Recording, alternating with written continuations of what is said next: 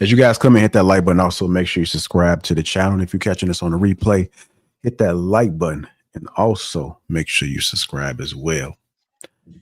To the person who did say that, we are going to talk about Mr. Philip Anthony Mitchell. Now, he went viral for this past Sunday service where he said a few things, man, controversial to some. Some people said he was spot on, but we're going to go ahead and get into it. So I'm going to play this clip. We're going to get our immediate reaction. So we'll probably spend about 8 minutes on that.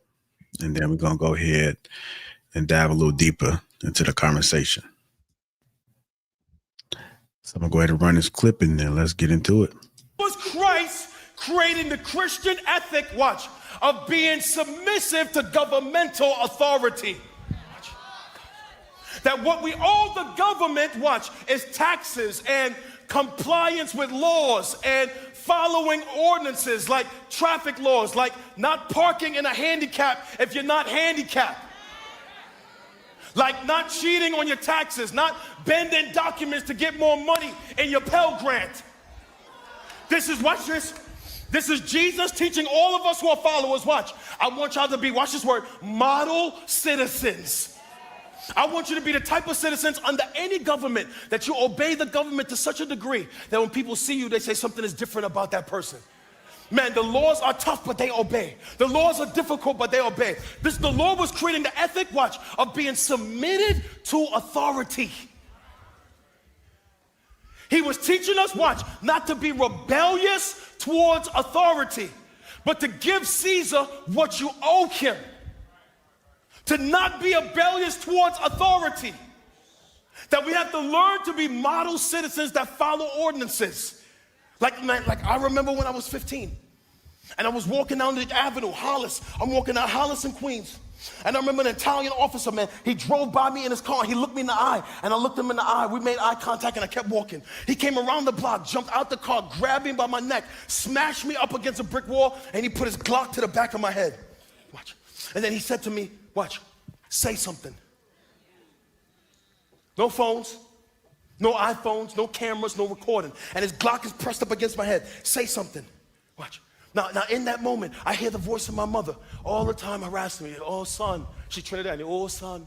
Obey the Holy Spirit. Oh, son. Obey God. Oh, son. Obey authority. Oh, son. Obey the cops. Oh, son. Stop getting in trouble with the police. Oh, son. Obey your elders. Obey your elders. Obey authority. My mother and father constantly trying to teach me to obey authority. And in that moment, I hear her voice. And in that moment, I got to decide which one will be stronger, my ego or my submission.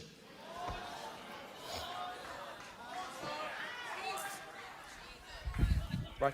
I could flex in that moment and not obey the authority because my ego will be stronger than my logic, or I can submit and walk away with my life. And if I don't submit in that moment, man, I'm hurled into eternity by a cop's bullet.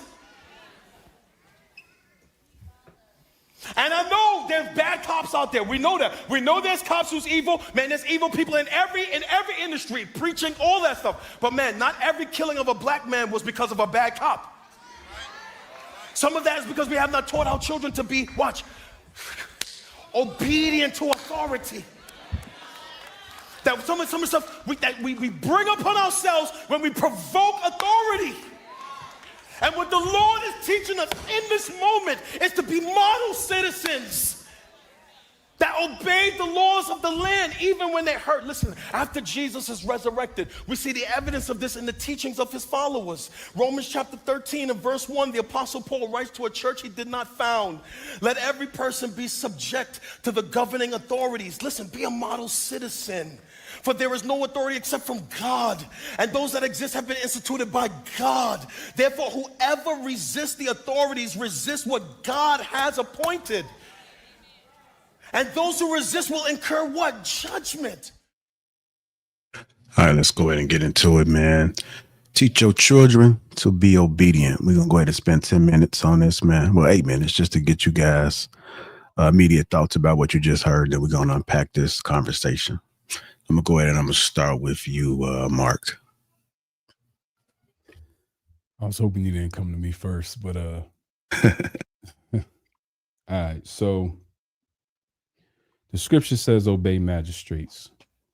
So there's not an argument to be made if we're talking from a biblical perspective. There's no argument to be made. That's the end of that, because God said it. So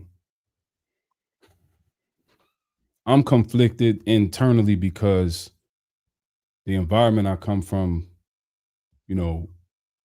data ops, you know what I'm saying? But as I became a grown man and understand the scripture and understand what it is I believe and follow, what this guy is saying is he's not wrong. And that's just keeping it a bean. If you're talking from a scriptural biblical perspective, he's not wrong. Do these people abuse their authority? Do they do things that are unwarranted? Do they run down on marginalized communities and take advantage of their badge and their gun? 1,000,000%. But the scripture speaks clear. And despite my personal feelings about it, which are irrelevant when you're talking about God, I have to stick with what the scripture says. Now, the only part I disagree with is the part where I think his interpretation of the scriptures, because the guy we just watched is not a real preacher, by the way. Let's get that straight. If we talking about the scripture, this guy is not a real preacher. We ain't even going to go down that path. But his interpretation is wrong when you're talking about these people being instituted by God. You understand what I'm trying to tell you? There are, because the scripture says in another portion that there are principalities that we struggle against in high places. So it's a similar governing situation that we struggle against as well. And we know they take advantage of us. So I don't want to dwell on it too long. I have my personal feelings about it because I'm not the biggest fan of law enforcement, but what the scripture says is correct. And I can't let my personal feelings make me argue what God says. So I'm gonna just leave it at that. All right, go ahead, Kenny P.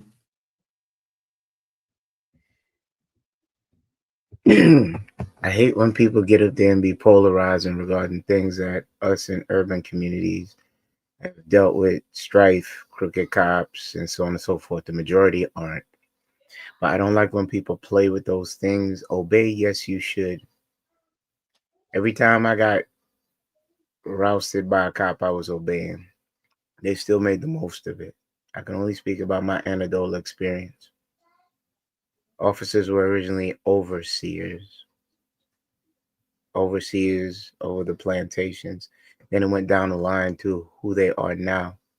There's too many cases. Now it's more publicized as for those people that overstep their bounds, which make it look on those officers that go to do good within the community and be just.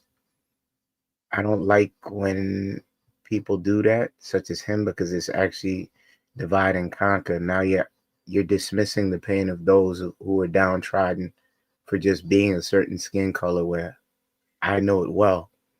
I know of crooked cops. Said knows of gangs of cops that the DOJ had to step in and shake it up. There's many different things, but obey, yeah, you should. Ask Freddie Gray, Ahmaud Arbery.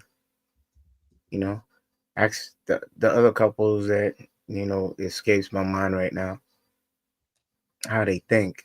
There should be more training so that we could obey properly.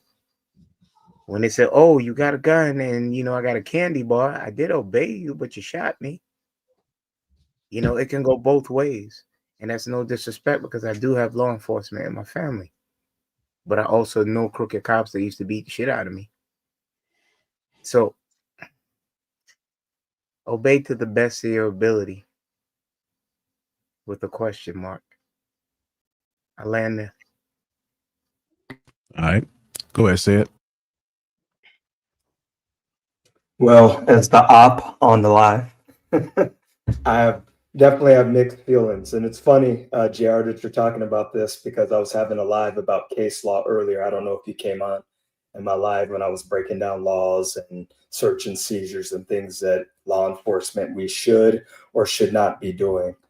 Should we obey? Yeah, we should obey laws that are just. But if a police officer is being corrupt and acting maliciously, then I would have an issue with it too. I gave an example of myself being, if I was stopped by an officer and I thought it was some BS, would I get up out of the car and do those type of things that the officer may command me to do if I knew the officer was in the wrong? I don't know. So I think it's going to be a case by case for each person. We also have to remember and when I say we, because I represent obviously someone, as Kenny knows, I was an officer for many years. I went, and got a law degree for it. And now, I do a lot of mentoring and that type of stuff.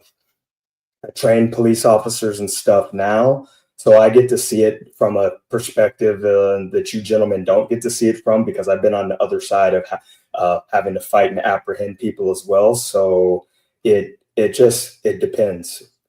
That's the only thing I can say. It depends. I can understand somebody not wanting to go along with what an officer said if the officer was just like how some of us just mess with people and stop people over bullshit and stuff like that. So, all right, Lord Sherm.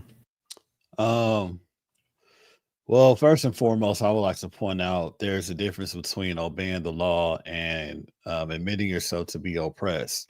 So for me, self-preservation is the first law of humanity. Like, we're here to survive. We're here to do what we have to do.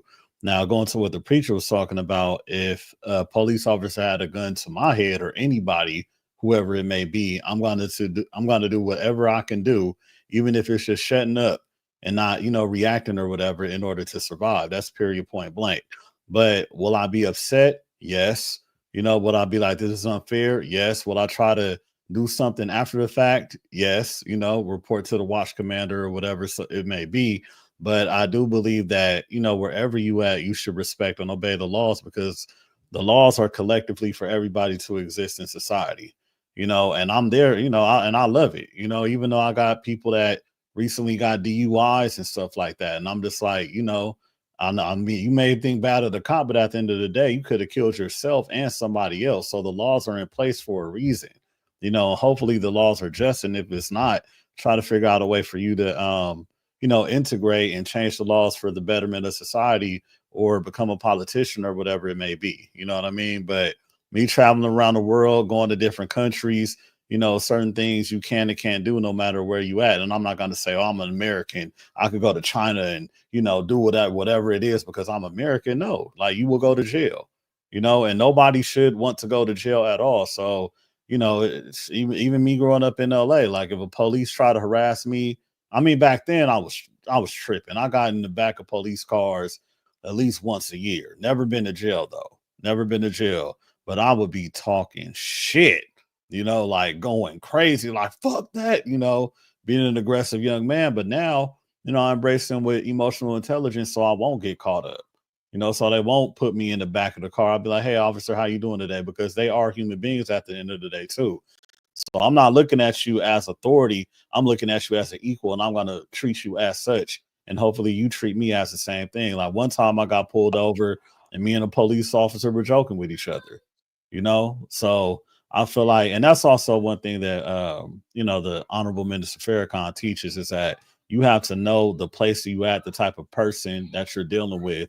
And at the end of the day, you here to, survive and get over that hump. So I hope that Black people, out there, just know that sometimes you can be oppressed. Sometimes you are messing up and you need to be reprimanded.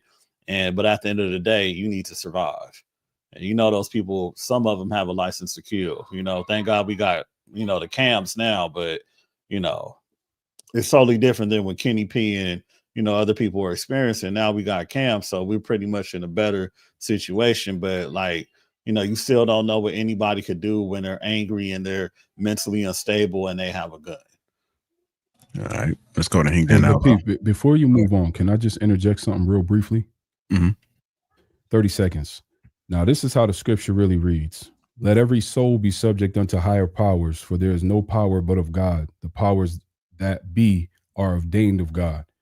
And this is what I'm talking about when you get these clowns who jump up in the pulpit and start reading a bunch of stuff that's been manipulated and taken and twisted. There's nowhere in here that they're talking about police, and not talking about law enforcement, and not talking about nothing that this clown was talking about. And this is why I say these people are not preachers, and they mishandling the scripture and manipulating it to try to get across a corny little viral moment This is speaking specifically. Your soul has nothing to do with being stopped by the law. When it's talking about your soul, it's talking about being saved. It's talking about being subject to the powers that God put in place to govern the church. This is what Paul's letters were about. It was never about the laws or the authority that was ordained by Caesar or none of that. So let me just put that out there. I apologize for interrupting. All right. Go ahead, Hank. What was your question, JR? I'm sorry. It was just the scripture. Yeah, it was just immediate reaction to what Anthony Mitchell was talking about. The video that I played. Okay. All right, cool. So let me say this. I tell my son on the regular, man, don't give him a reason. Don't give him a reason. Don't give him a reason to pull you over. You know, little things like that. Don't be wearing your hoodie up in the car and you don't need to. Why are you putting your hood on while you're driving in the car? Don't do that. Don't drive around with a bunch of guys in your car. I understand, you know, you want to hook them up and give them a ride home, but you're not a cab. You're not an Uber. Don't be doing all that. You know what I'm saying? Don't give them a reason. Make sure everything's good. Make sure, you know, your tags are up to par, your insurance is up to date. You wearing your seatbelt. Little things like that, man. Because at the end of the day, you don't give them a reason. And if that so happen they do pull you over, you call me. You call me and let me fight for you. Don't you try to get into a back and forth with them because it's not going to be a win for you. You don't want to be a statistic. You want to be a situation. You're not no goddamn martyr for these little whack want to be protesters to speak your name because a cop done did something to you.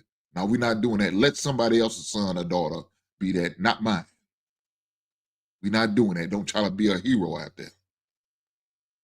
I tell them that because I practice that same thing. I'm trying to give them a reason because I'm not trying to get pulled over. I'm not out here riding dirty, but I am trying to go home every night and not trying to lose my life to the hands of a cop. No, I'm not trying to do that. So, look, I understand what the dude was trying to say. You know what I'm saying? You respect them to doing their job and they got to do a job to do. I understand. You know, I don't want to be profiled or nothing like that just because I'm black. You won't pull me over and harass me. No, don't do that. But at the same time, you know, you be respectful, I'm going to be respectful. Make sure you document everything. Don't give them a reason to not do that. If they come say, oh, you can't, well, bullshit. I don't trust you. You don't trust me. We don't trust each other. So I got to make sure I'm covered just like you. Look, if they do some silly foul shit, we'll put them on paper later. We're going to find them where they hurt. We're going to hit them in their pockets. You trying to go argue and go toe-to-toe with them, that's not going to win for us. I'll leave it there. What he said wasn't wrong. It was absolutely right. People should definitely submit and obey to authority. You know, no one's taken away from that. But I think what threw everybody off was the example that he used. Because using the example for black kids getting killed by white cops, it kind of had people like, okay, I'm finna exit stage right from this message.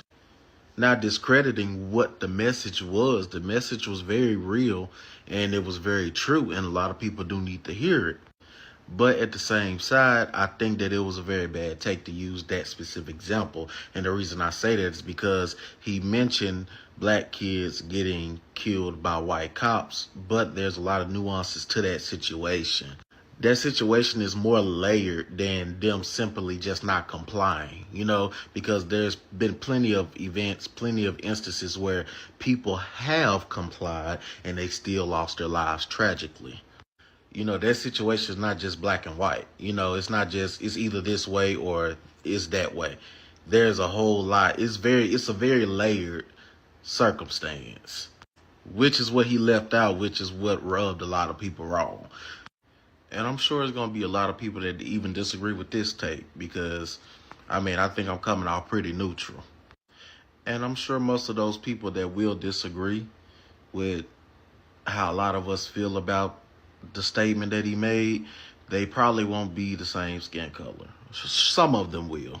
Some of them will, but a lot of them won't, which is expected because I don't expect white people to understand the minds and the struggles and the trauma of black people. I mean, they've never been black a day in their lives. So that, of course, when we sit there and talk about how we feel about these certain topics and, you know, how much layered, how much more complex it is than they seem to make it, they don't get it. So honestly, there's no point in even trying to make people get it who don't want to get it in the first place.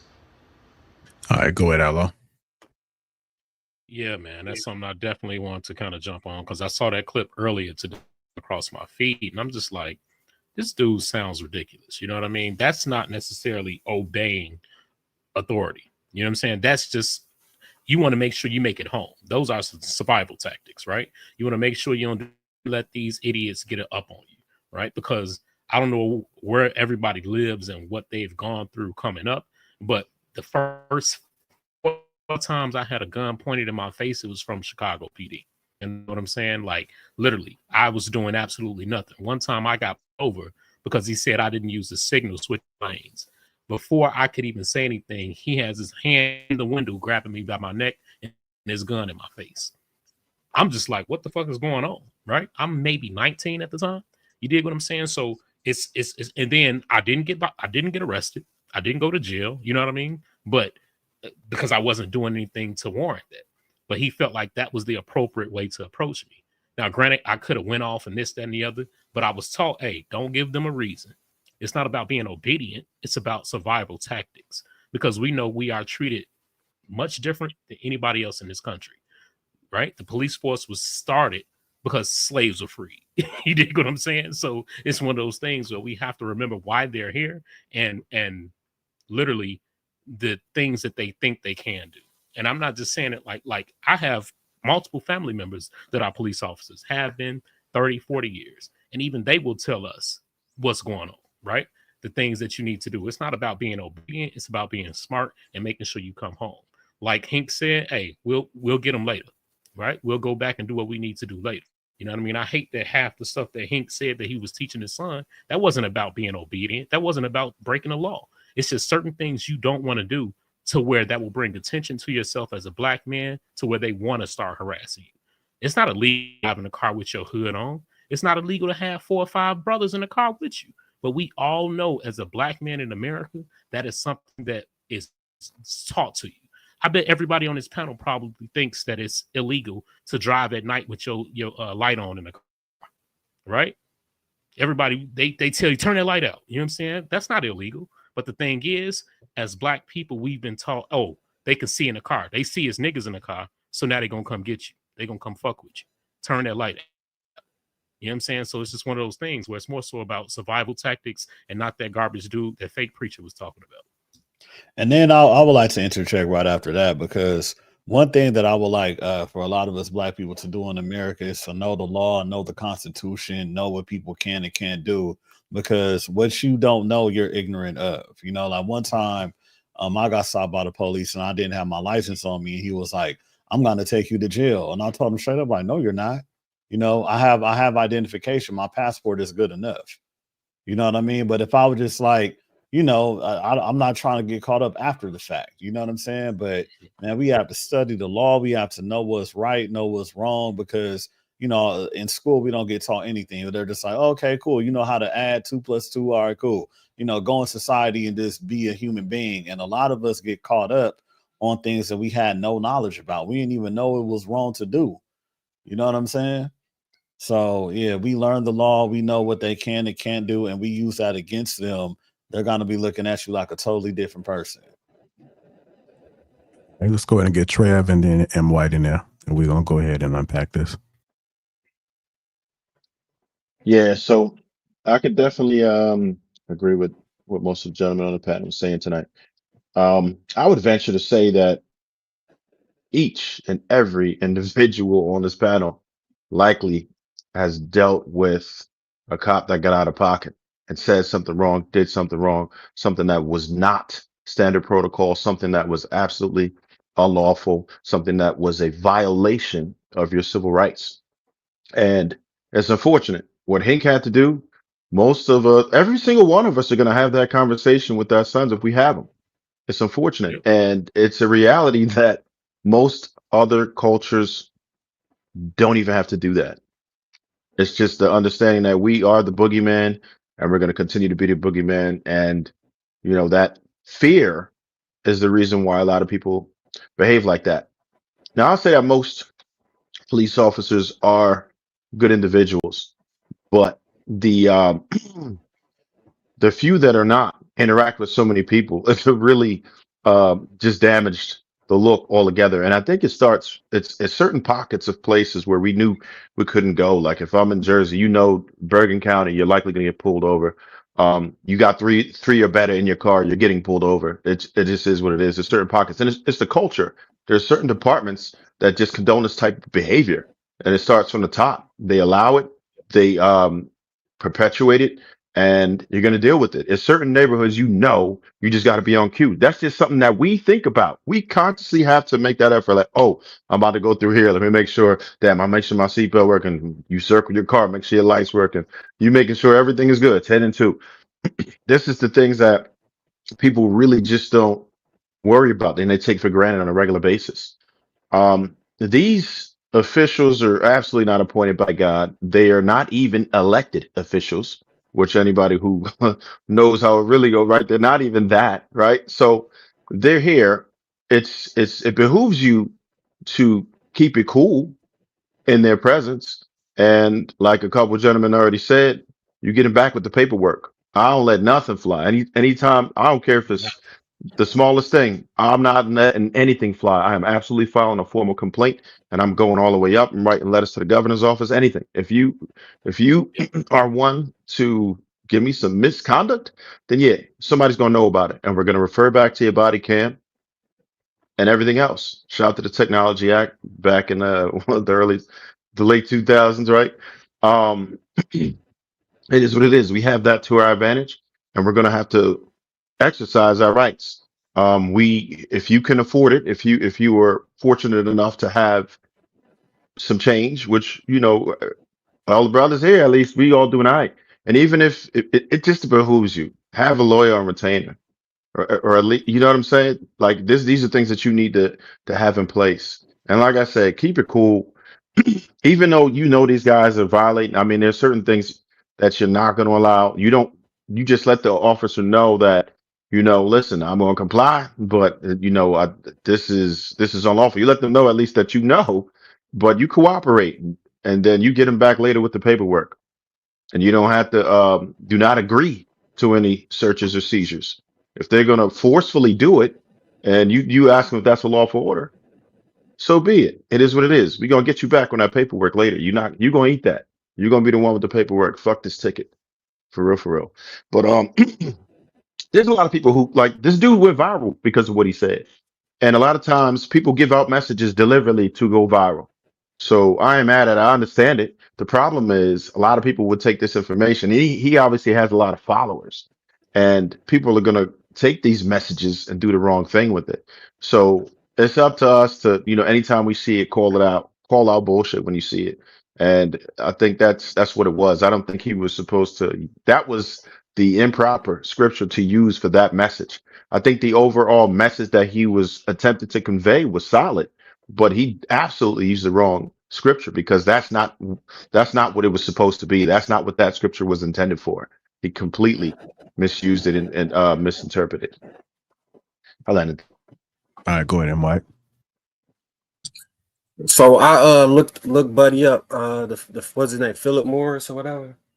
Philip Anthony Mitchell. So he from Queens, but his parents came from Trinidad. They moved over here. So I think it's a unique perspective that people have when they willingly come to America. So there'll be some people, not all people, but they'll be more willing to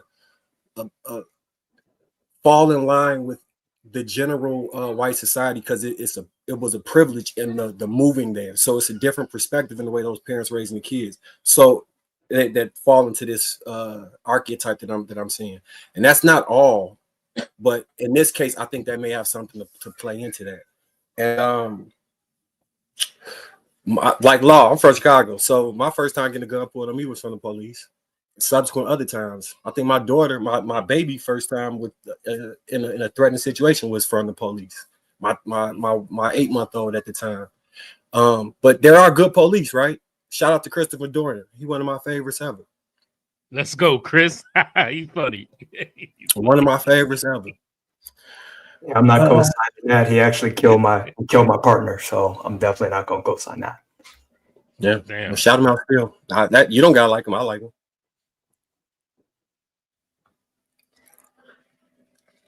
Damn. All right. Hold on, say you were with the Torrance PD? Now Riverside, he killed one of our officers in Riverside. Oh, Riverside. Oh, okay. Okay.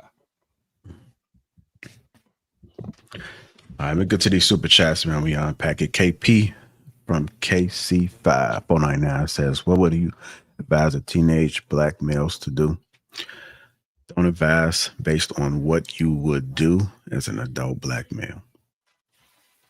Doug Will with the 999 says, obedience to law enforcement ends where my rights as an American citizen begin.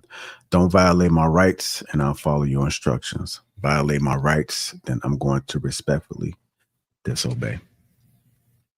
I want to thank you guys for contributing to the platform. If you haven't already, hit that like button. Also, make sure you subscribe to the channel. Welcome to King Talk.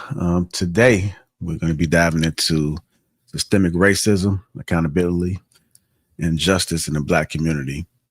The goal today is to have a conversation that challenges how we see things and pushes us to think differently. We have 9 brothers on the panel. We're going to keep it real and make sure everyone speaks their mind. I do have an opening question for you guys. Is being a model citizen in the Black community an illusion? How much of our effort to follow the law actually keeps us in a system that doesn't want to see us succeed?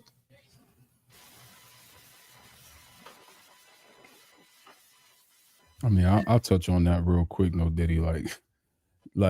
I mean, listen, the goal is to be a model citizen, okay? Like, there's nothing wrong with obeying the law. There's nothing wrong with trying to avoid police interaction. There's nothing wrong with living a life that, if we use the dude who was in the clip, you know, that's scripturally sound and scripturally right, even though he manipulated it and tried to finesse it.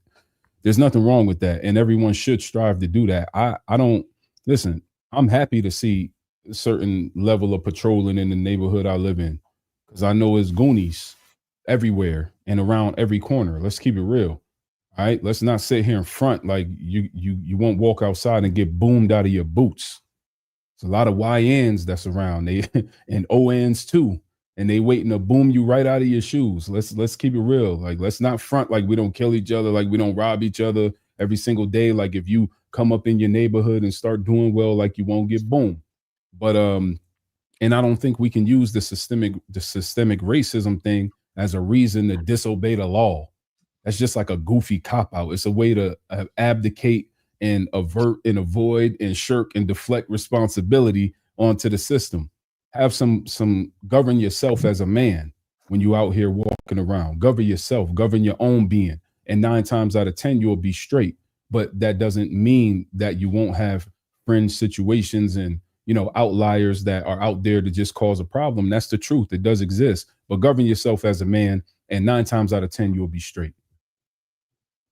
Yeah, I agree with that. You know what I'm saying? My thing is, it's not very hard to, you know what I'm saying, obey the law. It's easy to do that. My thing is, I don't need you coming around unless I call you. You dig? I don't need you harassing people unless I call you for an issue. Don't come asking questions that you don't really want the answer to. Don't come harassing people in my community. So that's the thing. It's a very fine line. So it's like, where do we draw that line? Where exactly are we, you know, just patrolling the neighborhood and getting to know the people in it as people, as opposed to thinking you're looking at criminals every time you come down the block? So again, it's one of those things where if I don't call you for it, I'm good. You know what I'm saying? Like, you shouldn't be harassing people walking down the street for no reason. You know what I mean? So that's that fine line that we talking about.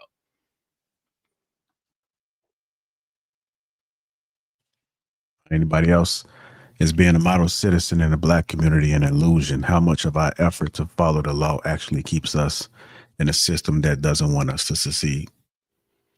Being a model citizen is what most aspire to be, and I'm speaking aspirationally and optimistically. As for following the guidelines and protocols that keep us safe, again, I stress the majority of authority are good people that just want to get home to their families. Does it restrict us? I think we need restriction to a point. You don't think I feel good as a man over 50 and watch the little hooligans get a little taser for acting up? Yeah, I want you to smell like Popeyes because you in the neighborhood doing no good.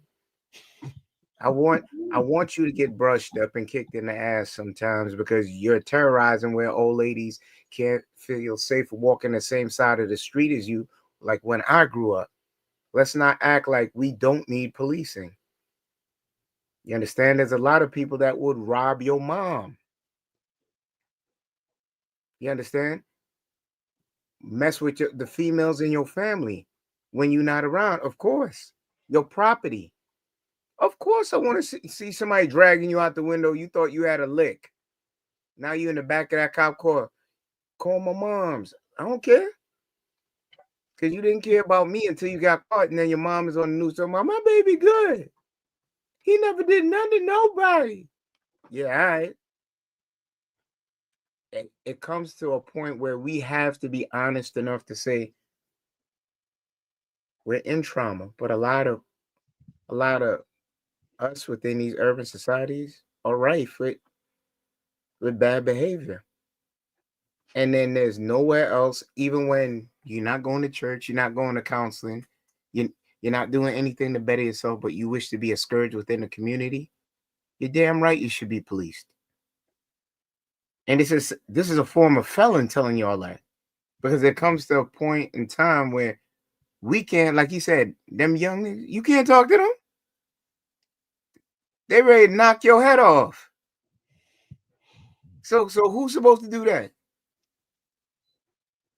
I understand. I dropped there. All right. The question again on the table is being a model citizen in the Black community an illusion?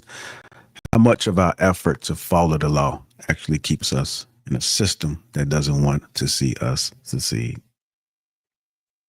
I don't know. I can't really say a system that doesn't want to see us succeed. I think it's more so like us being able to see ourselves succeed, ourselves. Like I was at a pool party with a guy. He's from Algeria, and he was just saying how someone could go in the Nation of Islam and be on drugs and be doing crime and everything like that in a month. They're a totally different person. You know what I'm saying? And I think that a lot of us, we want to be model citizens, but we just have no pathways in knowing how to be that. Like we don't see upstanding and respectful men. Like if your uncle's a drunk and your dad in jail, and who's your example of a model citizen that you're relying on? Nobody wakes up and be like, man, I want to do some bullshit so I could go to jail. I mean, hopefully not. You know what I mean? But nobody wants that experience. And I had a conversation with one of my homeboys who did 17 years for murder, and he's in a halfway house right now, and he's reflecting, and he's just like, man, I should have never killed that man. I should have did this, I should have did that. But then we also talked about his childhood trauma that he went through while we were in middle school together that I had no idea that he would be going through at the time. Dad took his computer and sold it for drugs, and he was supposed to use it for school, being in the projects with his grandma, going from house to house, and I guarantee you with the spirit that I knew back then and, the same spirit now, if he had somebody that could point him in the right direction, he would have been okay. So I necessarily don't believe that anybody wants that at all and, wants to be a part of the system. But we do need more upstanding Black men that these people could, young Black men could look at. And a lot of Black men who are our elders in society need to put their foot down and, kind of like take more young Black men up under their wings and say, hey, man, you fucking up. you know, not just letting them be themselves and letting them, oh man, that's just them boys down the street. Nah, bro, walk up to them and tell them what they're doing wrong. Give them your experiences, you know, let them know something, you know, and that's what I do. Like anytime I see a young black man, even my neighbor, couple doors down, you know, now I'm big bro. You know, I'm like, nah, bro, you need to do it like this. You need to do it like that, because each one has to teach one. And we have to lead by example. Sure, that So I got very ambitious. You said what? Now, I agree ambitious. I mean, bro, but I'm not saying like, I'm not saying we could change the world, but I'm, you know, it's like this. If I talk to at least 1 or 2 black men a year, they gonna talk, you know, it's like a trickle effect. You know what I'm saying? And if we all do that, shit, who knows? I mean, it might in like, you know, a couple generations. You know what I'm saying? I agree with your sentiment, Sharon, that you have to develop a relationship to be able to have it, because I don't think nobody out of reach. They just out of your network. You know what I'm saying? You might not know them well enough for you to be able to have a conversation you want to have with that person. But proximity, like, or familiarity breeds, like, well, not breeds, but it removes a lot of those barriers. So I'm thinking about the question that you posed, yeah. I think that's an interesting question, because I've heard this saying before that the American wealth in most wealthy families were founded on great crimes. So you will look at like a slave trade and the cotton industry, the sugar industry, or the Kennedys with the alcohol and prohibition, or the Sacklers, or all of these is us following rules, the Trumps even, right? With the real estate things he was doing, the fraud that they was running in Vegas and those things. All of these families that or communities, even with the mob, they started with the Irish. They came over, they were treated like second-class citizens. Rockefellers. The Dailies, yeah. So the one of the differences I think between us and other people, when we get caught breaking the law and they take everything from us, it's never replaced with anything and put back into the community. So it's a double bubble. We hurt ourselves, and then their punishment hurt us even more, and there's no repair done whatsoever. With those other groups of people, they were allowed to parlay their wealth into legitimate businesses, and then gain unions and state jobs and all and have control over how those things was placed, and then it put them in position to be able to regulate they collective groups or whatever. So to your answer, I would say it does, but it doesn't, because to the point the gentleman was making before, you do want to strive to be a upright citizen, but you at the same time have to know that some opportunities you're gonna have to take. I mean, but then we also have examples of black people selling dope in the community that made something out of themselves. Like most of our popular record labels was off of dope money. Death and Row, they getting indicted in RICO right now. I know. I'm just saying, like Death Row Records, Rockefeller Records, even Rough Riders. You know, we have examples, and all the dope that our elders were selling in the '90s, they wasn't doing nothing but just being fugazi with it. It's not necessarily fugazi though, Sherm. That's the American way. Literally, America was built by rebels, right? You know what I'm saying? America was built this way. This is how it got to this point, is because people would take the chances. I tell you right now, I could name 5 different hustles that are white collar that they do every day, all day. You dig what I'm saying? To help get ahead. It's very easy. If you look at all these senators and all of the money that they have with the trading, come on, bro. We know what they're doing. I mean, it's not like the American way is not the straight and narrow and obeying the laws. You dig what I'm saying? It's just that the marginalized people are put in a situation where we need to obey. They could do what they want. Look at our president. Come on, dog. He's a prime example. They lost $16 billion that was supposed to go to an aircraft being built, right? It just disappeared. Nobody know where the money went. They got funds set up through USAID that they just pretty much laundering money. All of that money going to Ukraine, I say probably 15 to 30% of that shit actually going to them people, and then the rest of it is getting laundered back. I know it's going over there in weapons, but they're still parlaying that into another financial metric where they can offload the weapons. So they get free guns, and then they can sell those guns, and they're gonna end up in Africa somewhere and funding other places through dirty money. So they're using it to kind of wash and transfer for money. So but my thing, God damn, I just lost my train of thought. Well, I would just say this, like the difference between us and them, because every culture of people has their criminals and people that are into even high levels of crime, but we just don't collectivize and unify and use our dirty money to, launder into clean money. You know what I'm saying? Sean, that was my point. When we tried, we got done dirty. No, we got done dirty because we just don't know when to stop. You know what I'm saying? No. Well, we do. I agree. Like say there's drug dealers that have a cool run and they just like, man, it's like, damn, bro, you don't want to quit. We all know homies that did scams and schemes and stuff like that. And they continuously try to do the scheme because doing the legit way actually takes hard work and you got to work with other people. So this is the point I'm saying. We do try, and I mean, we do not know when to stop sometimes. I give you that. But the other part is the penalization is different.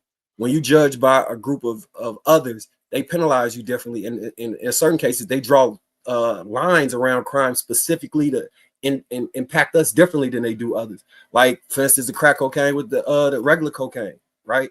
That was specifically for a reason, right? So even with the real estate market, right? When you redline an area, you're removing the opportunity for generational wealth by devaluing those property values, which then disinvest in the school system, that disinvest in the kids having the ability to matriculate throughout society, become successful, and pour back into that community. And then a brain drain starts to happen. All of these things, these people are intentional. I think that's one of the most under-realized things within our community. None of this shit is accidental. They run tests and surveys and have what do they call think tanks and this shit is intentional as fuck. It's not like they accidentally came up with, all right, if we do this, then this is the end result. They ran tests and survey to get the result. And then they say, okay, now we can implement this. And they have people monitoring it.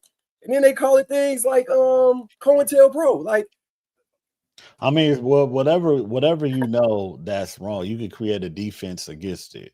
You know what I'm saying? But you have to assimilate in order to do it.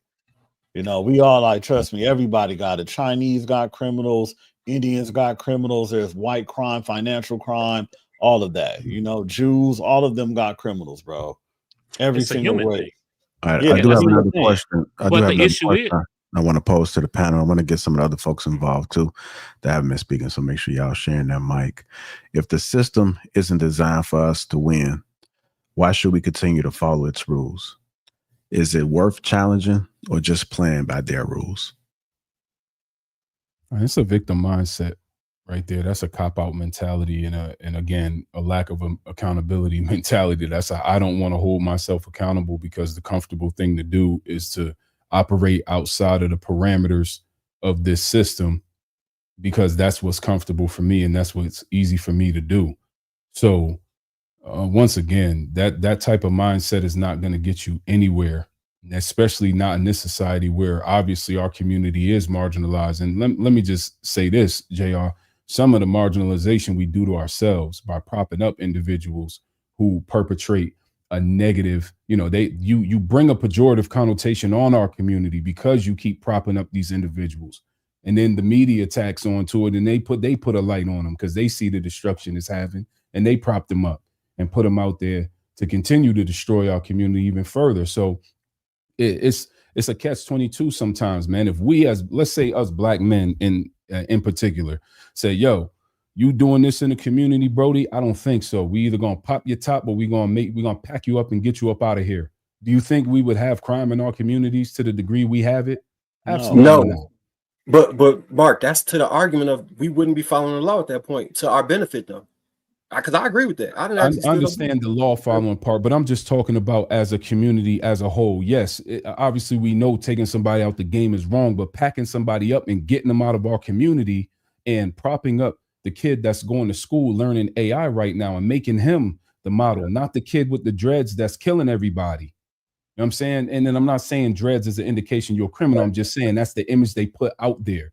I want to clear that up because I don't got nothing against, you know what I'm saying, these youngins out here. I'm with the YNs. I'm with y'all. I understand what y'all struggling, what y'all going through. But I'm just saying we put the light on the wrong thing. We prop up the wrong thing. And then we get upset at the repercussions later on down the line. Martin Luther King was a pillar in the community at one point. And now it's so-and-so that's in the RICO that's about to do 100 years. That's who the kids want to be like, right? So if we ran down on that and kind of tried to suppress that and get that out the community and penalize those who destroy our community, I don't even care what you do, but don't do it to yourself. My God, man, that is counterintuitive than a mug. All right, I'm done. Yeah, no, he right though, because I was thinking about it, no shade to Big Meech, but I was like, damn, like, why is everybody so happy that he out of jail? Like, what did he do for anybody? Like, what example did he do? Like I really just get confused. I'm like, is it because he sold drugs, had people killed and did that? You're happy that he's home? And it's like such a bad conditioning that we have for people that just do, everybody gonna do what they want to do, but we just have an obsession with criminals that just do bullshit. That's not like black people calling themselves Gotti or an Italian last name or something like that. And I'm like, for what, bro? He would have called you a nigger to your face. You know what I'm saying? Like, I don't want us to think that's just a black thing, though. You know what I'm saying? People have always been like enamored in the gangsterism. Right? You know what I'm saying? Not just black folks. White folks love it too. You know what I'm saying? Mexicans love it too. Like, I mean, bro, this is a human thing. The rebel, it's a thing. People like it. Sex and violence sells, right? You know what I'm saying? Regardless of whatever culture it is, it's just affecting our community. My thing is, I think we should take a bigger look on some of the crimes that aren't violent, that a lot of these politicians and criminals do. We wouldn't be so, if these crimes were just putting money into everybody's pockets and nobody's dying behind it, we wouldn't care, right? It would, if it was no violence behind it, because that's what they do. Tax evasion, you know what I'm saying? We already talked about the different things with the stock market and the insider trading. You dig what I'm saying? Nobody cares about that, right? So if you're gonna do the crime, do one that don't hurt nobody. How about that? And put some money in your can I say this to you, bro? Right? Because yes, I sir. agree with you. There's no reason why Nancy Pelosi is worth 9 figures and never made more than 6. That's bugged out. That math will never compute for me. The math will never math for me. You understand? But what I'm saying is this, bro. Like, the only thing I say is we got to stop pointing and saying they doing it too, because in their communities they have enough sense to draw a line around specific individuals. Like, we got people in our community, it's so destructive, bro. We could walk into the bank and a teller that's black behind the bank will walk around the bank and we'll fight each other. You could walk in Walmart and there'll be a black person in Walmart and they arguing with you and y'all banging out in Walmart and shooting each other in Walmart. Like, does it happen in other communities and other places? Absolutely. But we got something going on up here, bro. The self-destruction in our community is wild, bro. There's some type of reprogramming that has to take place. Like, everybody in our community think they tough. Everybody wants to be a gangster. Like, everybody, the dude at the corner store to the dude that's in college, this kid's in college that's killing. They sliding, they drilling. 17-year-old young boy from Philly killing people who had straight A's. He couldn't keep himself out the street. What are we doing? Something's wrong, bro. I would say it's the music, bro. I figured that out in high school, that it was like, man, the music really conditioned us as young kids to want to be gangsters. Like, me being from LA, like, hell yeah, I want to be a gangster. That was the cool ones, Tupac, my sister loving Tupac, my sister's loving Bone Thugs. I'm like, shit, I want to be loved. I guess I got to be like them. You know what I mean? And you listening to the music and it kind of like fucked me up as an adult. Like, me learning Tupac's real story and then seeing the type of person he was emulating. I was like, he wasn't even really being his genuine self. He was really doing this to destroy records. I mean to sell records. When he came out, 1,000%. You said what? I disagree 1,000%. Because I disagree 1,000%. You disagree 1,000%. Yes, absolutely. We didn't have this talk multiple times. I disagree 1,000%. Okay, you know what I'm saying? He went to a performing arts school, bro. So did I. High school. What does that mean? Are you talking about? What does that mean? I went to a performing. That means I was around hood niggas all day, bro. My friends, like, bro, what are you talking about? He went to prom with a white woman, bro. So we're saying Tupac was about that life, or he wasn't about that life? Because he wasn't about that life. So I'm Southern California guy too. Tupac actually started obviously on the East Coast, and he was a roadie for Digital Underground. So Shock G actually put Tupac on. And Tupac didn't get on that gangster stuff really until he got with Death Row. And he really didn't know what he was getting himself into. False. Listen to what's his first album? What's his first album? What's the name of his first album? His first album is Tupacalypse Now. Right. What songs are on there? Let's look at the track listing. Come on, y'all. Nobody did more. He was speaking, aren't very good, but Brenda's got a baby. Speaking the same message. He was saying that he was speaking the same message, album after album. Even when he was with Law, I'm gonna disagree with you, and I don't want to take it there. So Tupac had a message that resonated with those of us and Machiavelli. He got more intense. So Tupac was he talked about way more as far as things that were happening in our society and encompassing with music. Tupac really wasn't on any gangster stuff, like I said, until he got with Death Row. And then there's certain things that you see him doing that y'all don't put when he's talking about pulling his shirt, when he's saying living his life thug style and he's wearing the red shirt, he tugs the red shirt. He's showing that he's aligning himself with Bloods. Those things never did. Yeah, bro. Nobody did more research on Tupac than me. I remember my grandmother bought me a book about Tupac, right? And I was reading it. And I was like, hold on. He was really from What about the dude who wrote the book? He was really from the East Coast, and it fucked me up because I'm 14 years old. I'm like, how's he saying he from LA, California, this fuck East Coast? Nigga, you was born and raised there. So first off, he didn't say that. Secondly, he was living in Oakland and he was living in Baltimore. Then he was living in LA because his mom's had him moving back to back. He was not living in LA, bro. Listen, I want to make sure we get back on topic, y'all. Getting off that Tupac. Let's make sure. Anyway, all right. So my thing, what I was trying to clear up is like we have been conditioned that gangsters was cool, gangsters was prosperous. If you want to make money, be a gangster, and that's all we've ever seen, and that's what probably every black man on this panel who grew up in the 90s or early 2000s was trying to emulate. You know, nothing else was cool to us. We didn't see nothing good. Now that I'm a grown man with like kids to feed, I'm just like, damn, like even the dudes who was claiming to be gangsters back in the day ain't doing shit right now. You know, we wasted a good majority of our life trying to be these figures that was like, you know, shoved in our face, and they're nothing. They're like practically fucking bums. You know what I mean? And it reminds me of a moment when I was studying for my real estate exam, and one of my homeboys that was a renowned gang member in the city walked in, and he was drunk. He also passed away, but he was just like, damn, bro, like the homies that I grew up with taught me self-hate and self-destruction.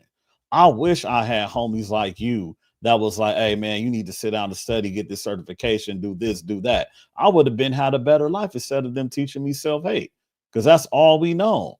Like as soon as I see a black man in LA, bro, even to this day, I'm still conditioned where it's like, I don't even know who he is, where he's from. I have to be on guard because I don't know. And he might be a nerd.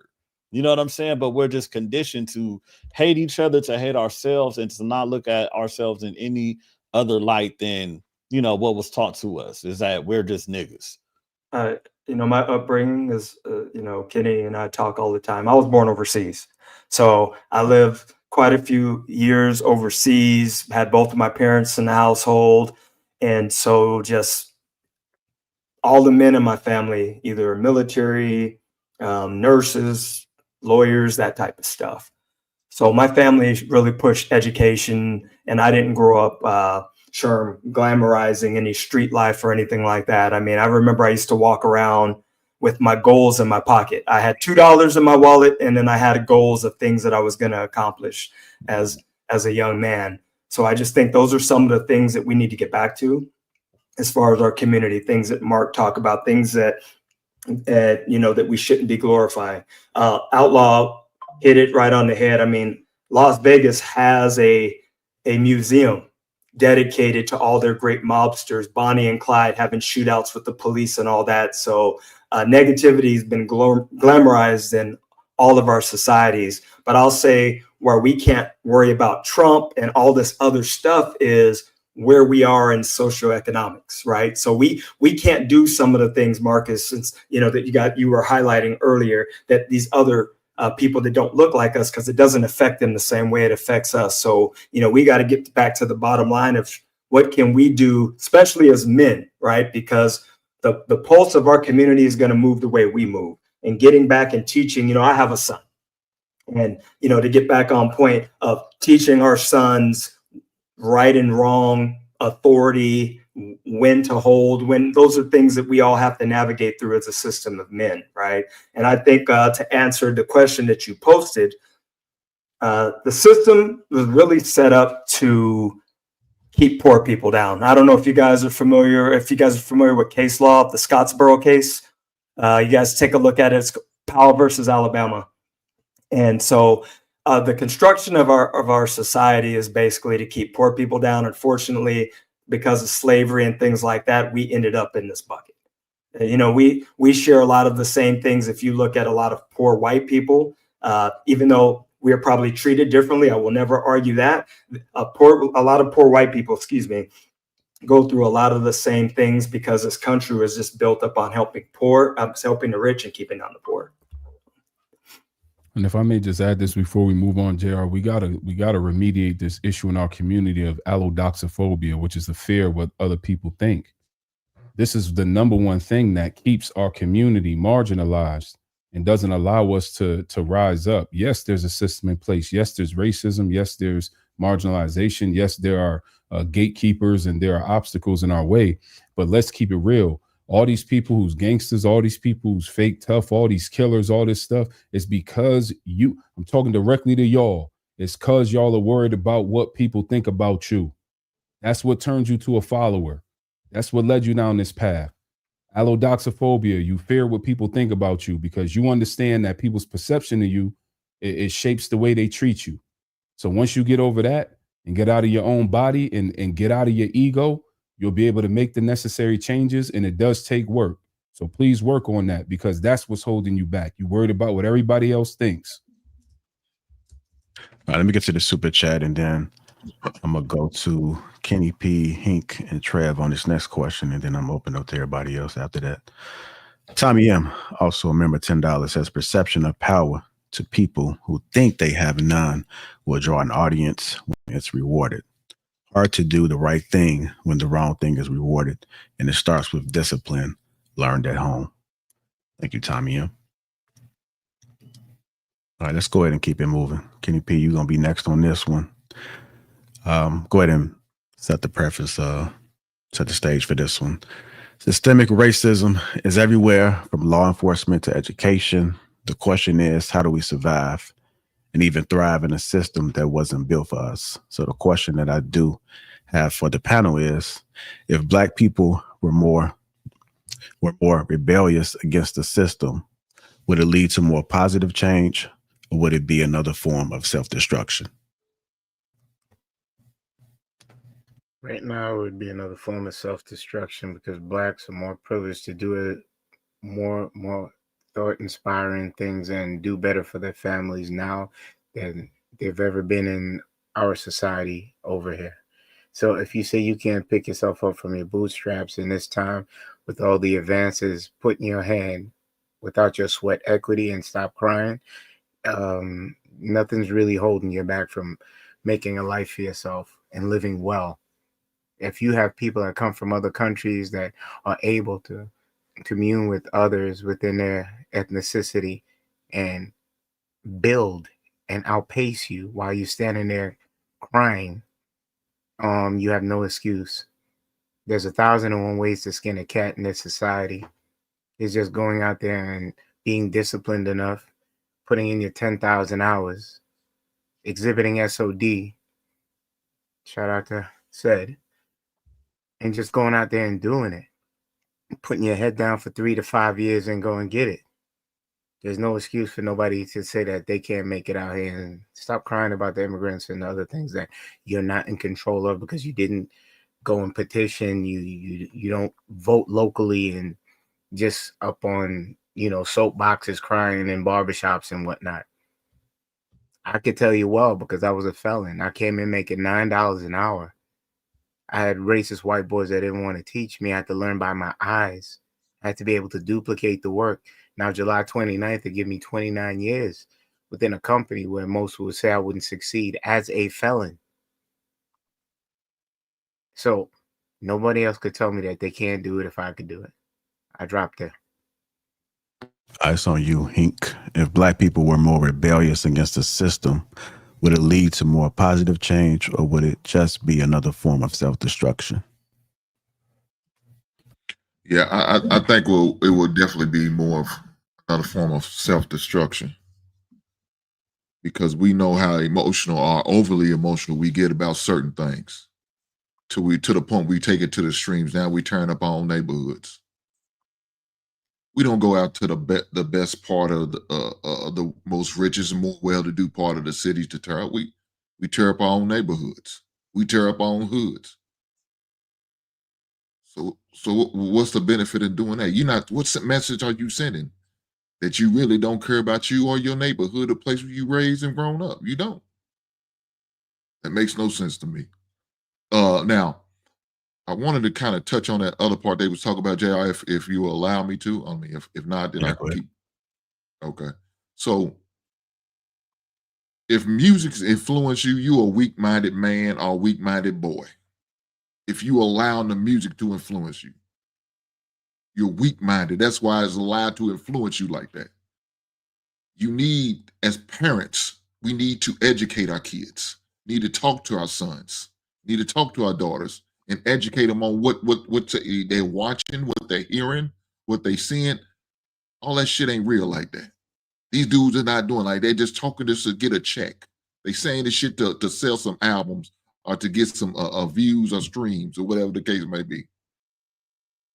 They not really doing this. And if you really think they doing it, you don't think they be locked up by now? You don't think they be dead and under the grave? No, they not doing like this. Now maybe they did that shit in the past, but they not doing it presently. They not living like that no more. Please believe the outcome would be definitely different. And the ones who think they doing that, they in court right now. They get indicted right now. Are they telling on each other right now? That's what they doing.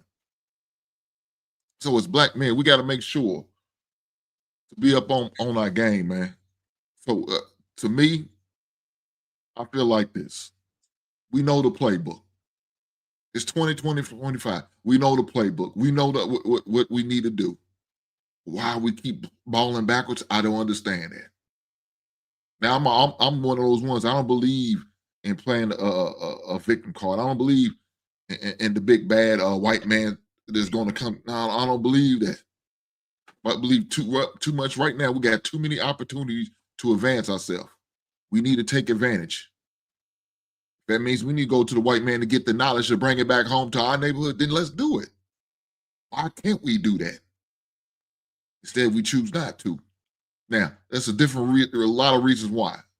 So you got some of these old heads who are passing off, dying off with all this knowledge, and these young cats don't want to listen to these old heads to get the knowledge from. Now, that's a breakdown of communication. It's sad, but this is our reality right now. While other groups are getting the knowledge from their elders, either putting it through books, through video, through document, or somehow, some way, pass on their knowledge to each other. But we're not doing that. Why? We don't think it's cool enough. We don't think it's nice enough. Well, I don't think we're gonna get enough money by doing certain trades. I wanna get the fast buck, and fast bucks ain't always the best buck. So I think, like my man Mark was talking about, we embarrassed or worry about what people think about, say about it. And that sounds crazy. Just like Kenny said, he was a felon. He had to work his way up. I understand. I had to work my way up. Now I wasn't no felon, but I still had to work my way up and do some shit that I didn't want to do. Some internships. You know what I'm saying? Work for free just to get that knowledge. Go get certifications. And they wasn't like they pay for it. I had to pay for it out of my pocket, working 2 jobs while trying to go get certain certifications because I wanted to make more money and better money. I did what I got to do. It calls certain sacrifices that you got to make. I'll leave it there. All right, go ahead, Travis, on you. If black people were more rebellious against the system, would it lead to more positive change? Or would it be just another form of self-destruction? I'm going to say yes. And because there are ethical and constructive ways to evoke change. I think that one of the most constructive things we could absolutely do is to build on our community. I know Hank touched on a lot of the things that I was going to say, but as far as that knowledge thing, that knowledge is power. We have to pull coats. I'm always willing to share any knowledge I have. If anybody has any question on something that you think that I am knowledgeable about, go ahead and ask me. That includes any eyes that can see me right now. My name is up here. DM me. I will take the time out to help a person if I can. That's what I do. I don't put paywalls on anything that I do. I help people for free. And some people say that's crazy, but hey, man, I just see it as my civic duty. I want to see us grow. And a lot of times people don't have the bread to do that, right? A lot of us ignore the youth. They'll see a young dude, and I know you can't approach everybody, but the people in your circle, your family, people who you have access to, and people that might live in the same building you do, same neighborhood, sometimes just reach out. You'd be surprised, man. A lot of times, even we fear ourselves, right? Like, just think about it. If we go and say we afraid of the YNs, what the hell you think they thinking? You know what I'm saying? Like, we can't be afraid of our own people, right? And I'm not going to say put yourself in danger. We know you can't reach everybody, but there's a lot more people that you can reach that you probably wouldn't give the opportunity to. I think that's one of the most important things that we can do. I always bring it back to, you know, be very careful who you're fathering children with. Make sure it's somebody you want to spend the rest of your life with, or at least a good 20 years with, right? Because that person is going to need a father, right? We all know the stats for people without fathers and what happens. Most of these cats doing that crazy stuff out here, unfortunately, don't have father figures in their lives. If they have a positive male role model who was showing them the way, you're increasing the likelihood of them being an upstanding citizen dramatically, right? We know that there's always outliers, but it's our job to mitigate risk. That's what other communities are doing. And when you see them doing some crazy stuff, you feel like that's an outline. We could have the same thing going on. We are just for us to simply be here with as much adversity as we have faced and everything that we been through as a people, right? We've had a lot of things against us, but we never use it as an excuse. We can't use it as an excuse, right? You got to use that as motivation. That's supposed to be your fuel. I tell everybody around me, like, man, I'm a hybrid. I run off of love and hate. So no matter what you're going to do to me, I'm going to be motivated by it. They can't stop you at that point. So if I was going to put it in a nutshell, I would say that would be the most important thing that you can do is to pour into your community, take some time out. And I know it's difficult because we all have busy lives, but if you actually want to evoke change, then this is what's very necessary. There's a lot of women out here that are by themselves who don't know what the hell to do with that 14-year-old boy, man. Right? This is real. There's a lot that just don't have opportunity, and that's where most of the troubled youth are from. They don't know because they don't have those examples. And guess what? It's going, bro. They don't see him an opportunity when they 13, 14. Don't have some open arms for them. They're gonna say, "Come up to me over here. Come do this with me. I got you." So it's up to us to show them that it's a different way. I do want to open it up, real. Let me open it up, brother. Another question. Let's be mindful of the people that haven't spoken, y'all. I say I want to answer that last one. I ain't get in there, but it's all good. Go ahead. Yeah. You want to go ahead real quick, Log, then I'll go ahead and move it on. No, just real quick. I want to say, kind of goes back to my point. I think that we should be more rebellious against the system and do things the way that we see them doing it. You know what I mean? If we don't have to kill and destroy each other in order to, go through these legal loopholes that we see them execute all the time and make it to the highest places in this country. You dig what I'm saying? We do need to do such things. Come on, dog. My name is Outlaw. I'm all about going outside that. Anything that we can do to get around those parameters that they set in place that not everybody follows, then why not? If it can better you and your people's situation, then why not? You dig what I'm saying? I'm talking about, I know all kinds of schemes that they pull, and they are very lucrative. And I see that's part of the problem that we don't have. We have to go to the more nefarious ways because we just don't have the know-how to actually get into those same circles and do those same underhanded things that they do and tricks that they have to put themselves in better position. All right. I got another question for the panel. I'm gonna kick it off with Viz and see. Just got on. How many of us are still afraid of authority? Are we acting out of survival, or is it because we've been conditioned to respect authority too much?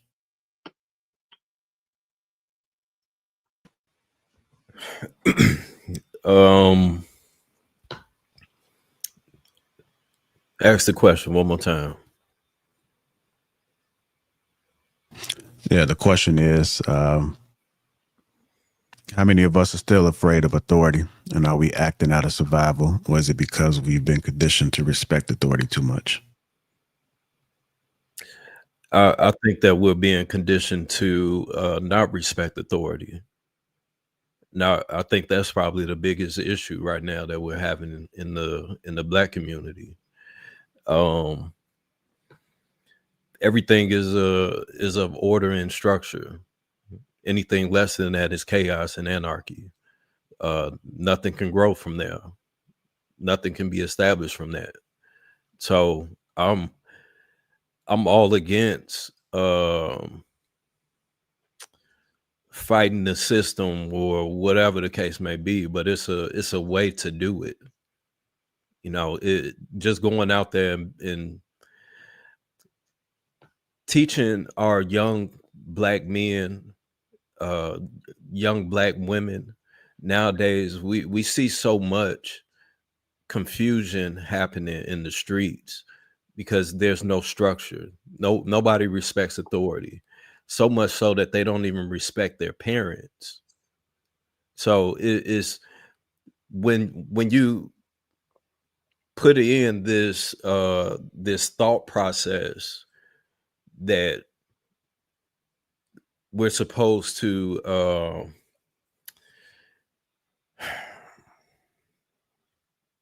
go against the structure, the basic structure.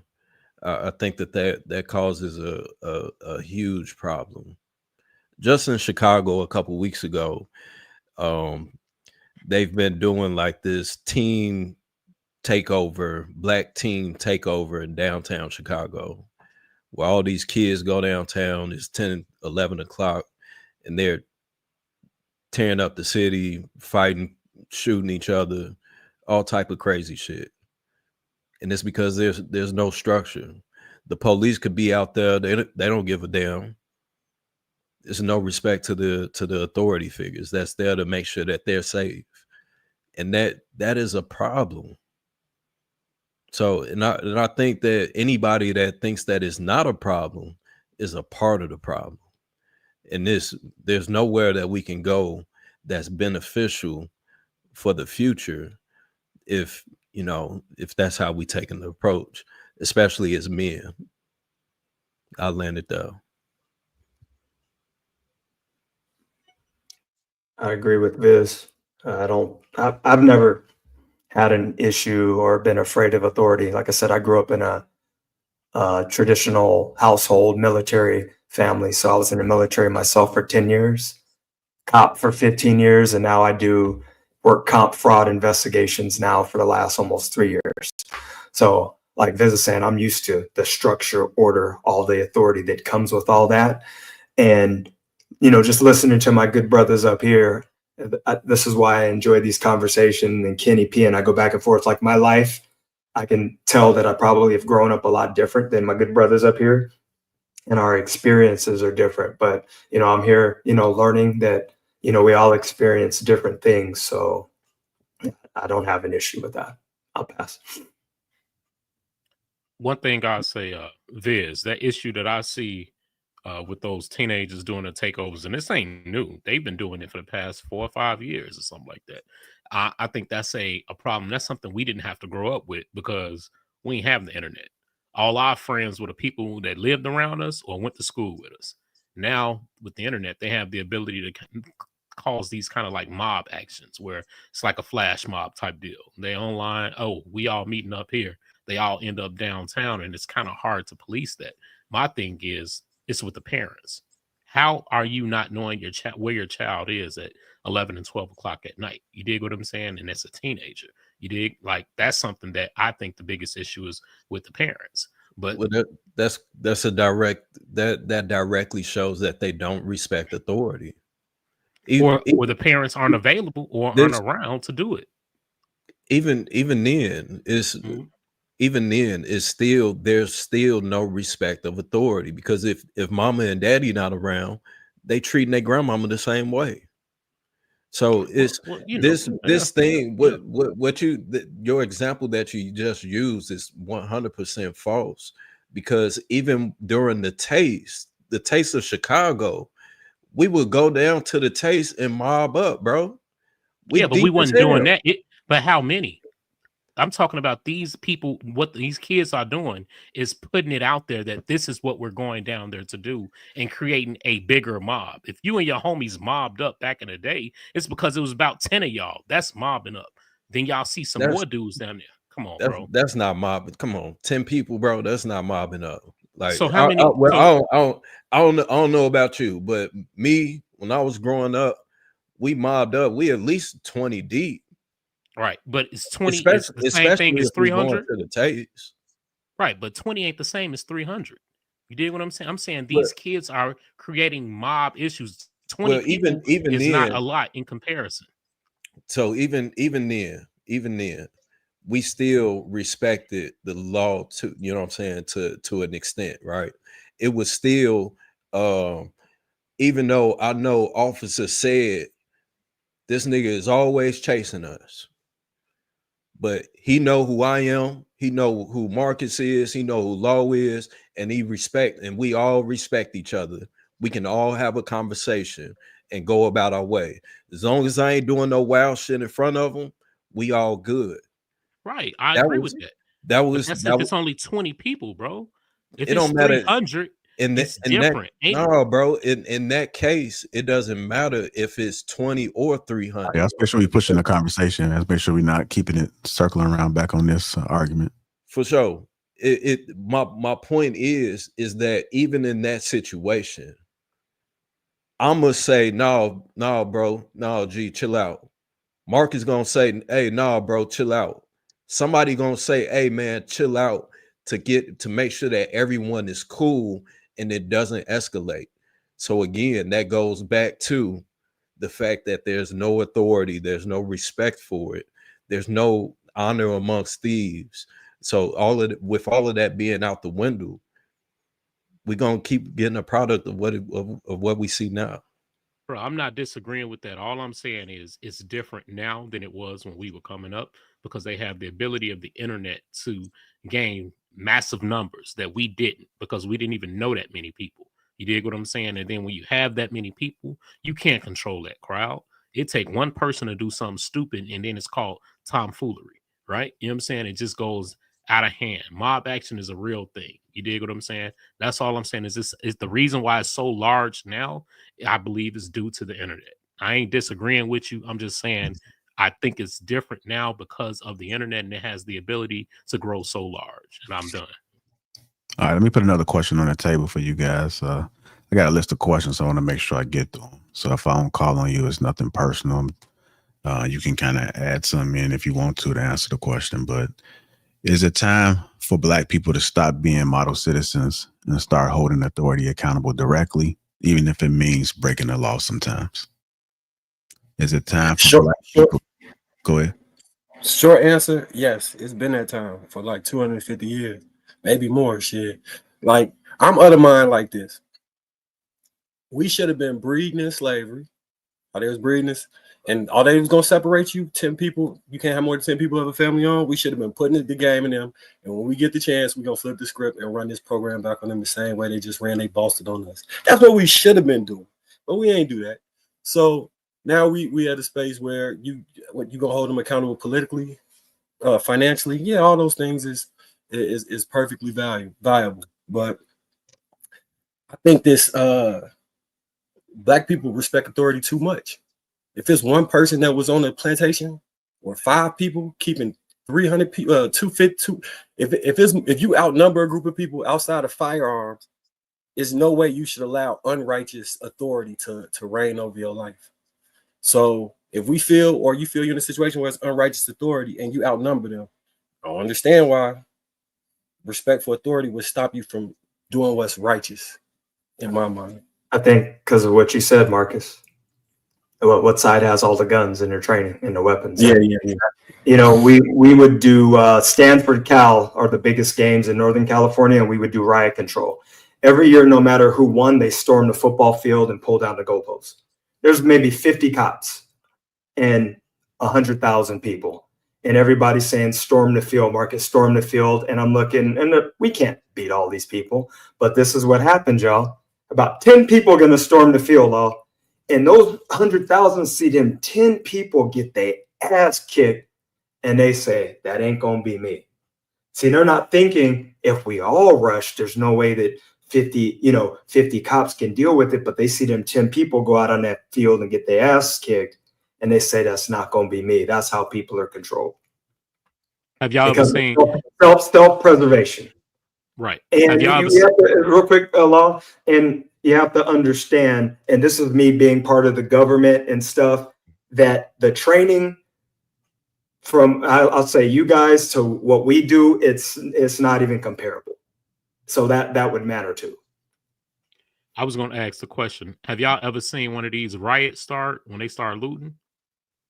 The police could be right there. But when they get out of hand, they know they have to fall back because it's just too much. And it's not really much that you can do. You know, I could tell 2, 3, 4 people stop. But what about the other 20, 30, 40, 50? You know what I mean? It's just one of those things when I've seen things go and get out of hand super fast. It's a human thing. When that kind of energy starts going in a crowd, it's very hard to stop. I've been around it. I've seen it. You know what I mean? So it's just one of those things where it's like, hey, shit hits the fan. I don't have anywhere near the amount of training that SAID does, but in the training that I do have, if there's ever a situation like that, we're told to, hey, let them tire themselves out, and then you get involved. They eventually gonna tire themselves out and then get involved. So I mean, I agree with that, but it's still I don't know, that'll be going back to the other question. But as for this question, I think that 100%, our short answer is absolutely yes, just like Marcus said. All right. I do want to run this other question too. Accountability is often preached, but do we as Black men really hold each other accountable, or do we let each other slide because we know how hard life is?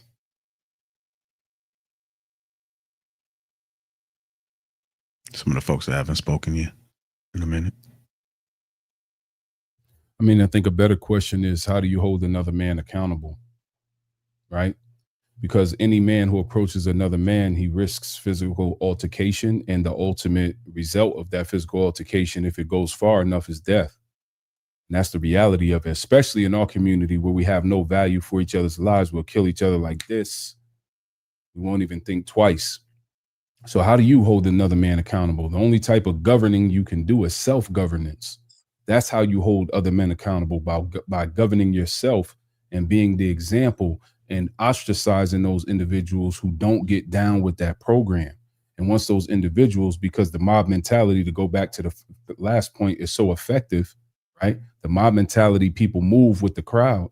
Once they see this crowd is moving in this direction, then they will automatically fall in line, or they'll face being ostracized and not being a part of the fruits of the labor that we are purporting and perpetuating. So the only way you can really hold another man accountable is through holding yourself accountable. I never suggest dudes running down on other dudes, trying to tell other dudes what to do. You asking for a confrontation, you're asking for a fight, and ultimately, especially in our community, you better be strapped with 1 or 2 guns, because it's going to be bullets flying. That's a fact.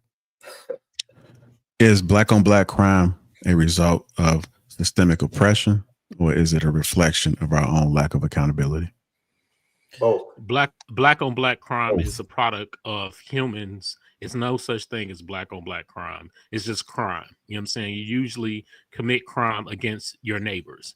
And in this country, you usually live next to other Black folks. We don't call it white on white crime or Hispanic on Hispanic crime, Asian on Asian crime. We just call it crime. The only time it's said to be black on black crime is when we talk about our own communities. You can't get into it with somebody you don't live next to. You know what I mean? Let me A give lot you of times pushback on that. Let me give you Yeah, pushback, bro. With all due love and respect, I just moved out of Jacksonville, Florida, where a white dude came from Clay County, which is not Duval. He drove to my neighborhood. I lived in the north side of Jacksonville, the worst part. And he murdered 3 black people at a Dollar General that was local to me, maybe 5 minutes from my house. That is not correct. Other races perpetrate that's a different crimes against. scenario, Mark. One moment. I'm just saying this one point. Other races perpetrate crimes against the black community and they go out of their way to do it. That's not true. We destroy our own community because, let's keep it real, there's cowardice in our community and we don't want to face the repercussions of going outside our community and banging on them. That's the facts of it. Facts. That's huge facts. We have rappers that target each other simply because they don't like each other. But that's because they're beefing. They have an issue with each other. That's still the same community, bro. You know what I'm saying? They can be on 2 completely different sides of the country. Community now is smaller because of the internet. You dig what I'm saying? You didn't know them prior to, right? But the community, hold on. The community itself is smaller because now we can be like literally last week, it's somebody that I would put my foot through their face, but I don't even know this brother. You dig what I'm saying? Purely because of the internet. You dig what I'm saying? Just because of the blatant disrespect that he shows me and doesn't know me. You dig what I'm saying? And that's a problem. That's why I had to just remove myself from it. You dig? You will never get another ounce of my time or energy unless it's in person. And that's how I feel about it. You dig? So it's one of those things where you can't really, community is much smaller now.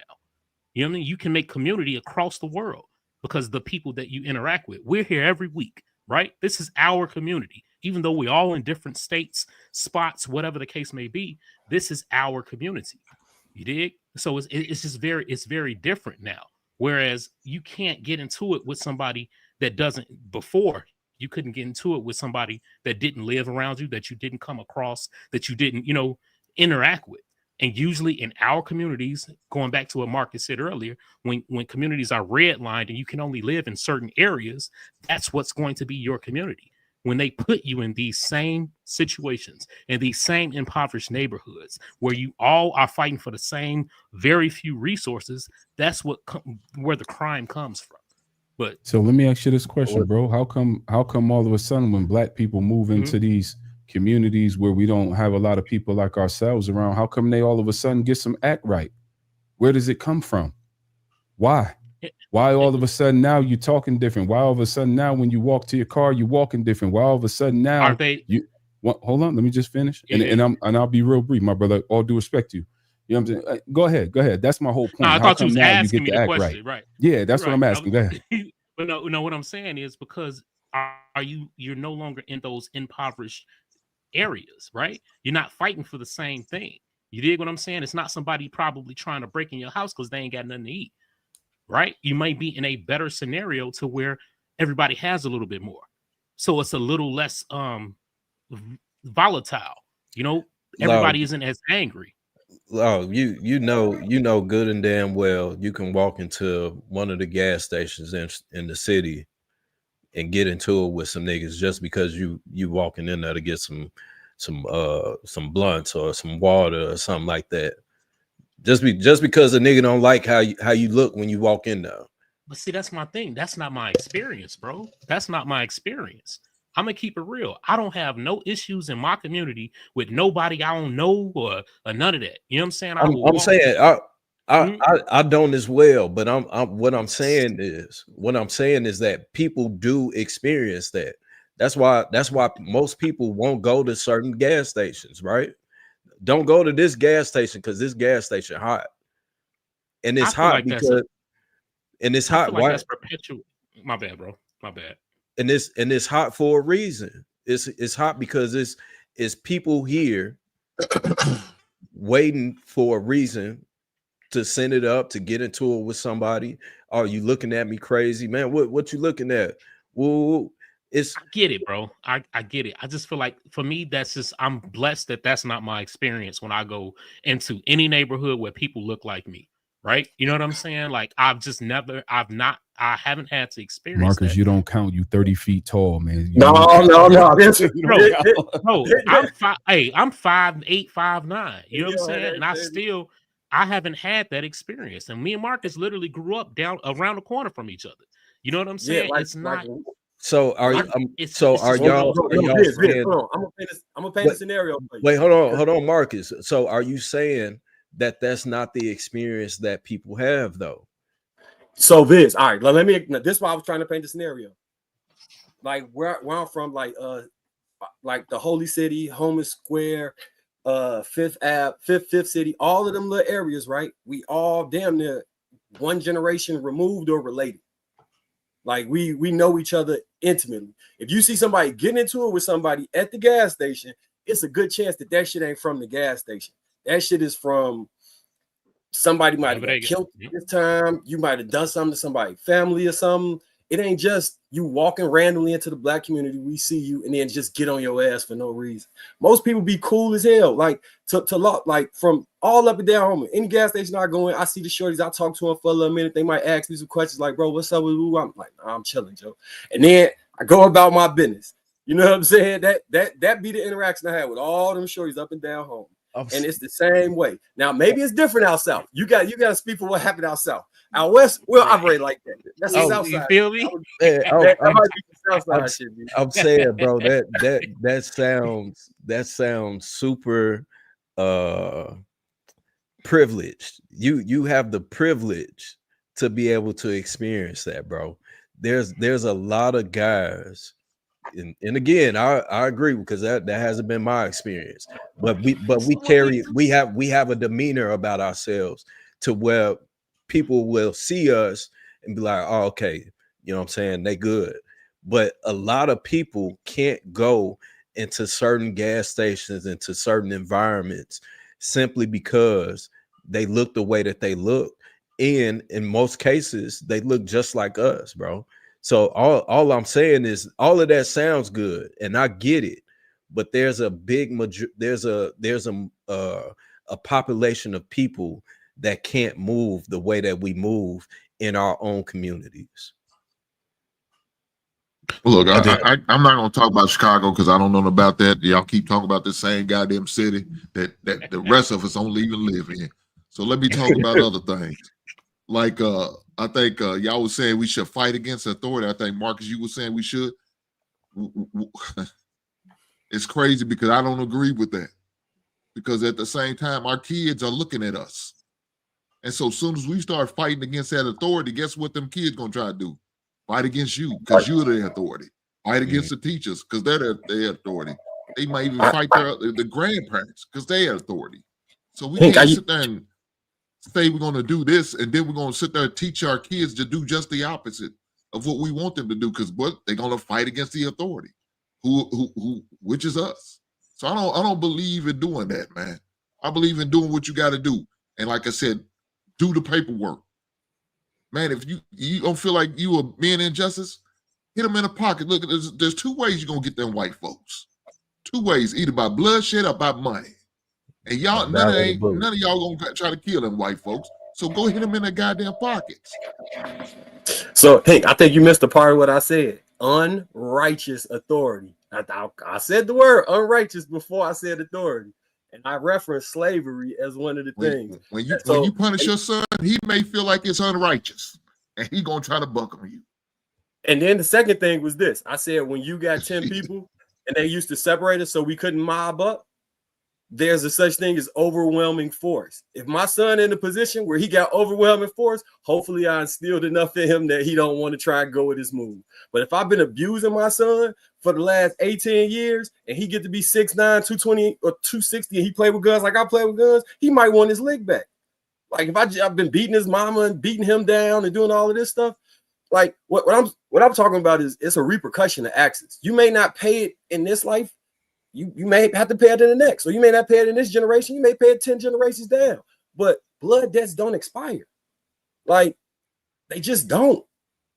you do something to somebody people, and as long as those people lineage still exists and they still love the people you did it to, it's probably a good chance that there's some shit they just don't got, like, to said point, it's not strategically sound to go with your move just yet. You gotta wait. Oh, baby. Come on. I'm sorry you got to go through this, but all you had to do was listen to your parents. Okay? Okay? I don't know how things gonna turn out for you. I ain't got no idea how nothing gonna turn out. No idea at all. Okay, I had to tell them that I pick y'all up. Okay? I had to tell them I pick y'all up, okay? Mm-hmm. Okay. But I didn't know nothing. I didn't know nothing this second. I told y'all don't tell me nothing. Didn't I tell you that? Mm-hmm. Okay. All right, baby. So I'm so sorry you got to go through what you're going through. But if God help you out of this, please get yourself together, baby. And it's going to take a miracle. It's going to take a miracle that we don't have. You can turn me loose now. You can sit back down, because I don't know what's going to happen, baby. I don't know what's going to happen. Your grandma don't know. Ain't nothing we can do to help you now. It's all over now. I know. It's a hard pill to swallow. You can't see my brothers no more. No, nobody. Nobody. Nobody. That's why when you have your precious time, it should be precious time.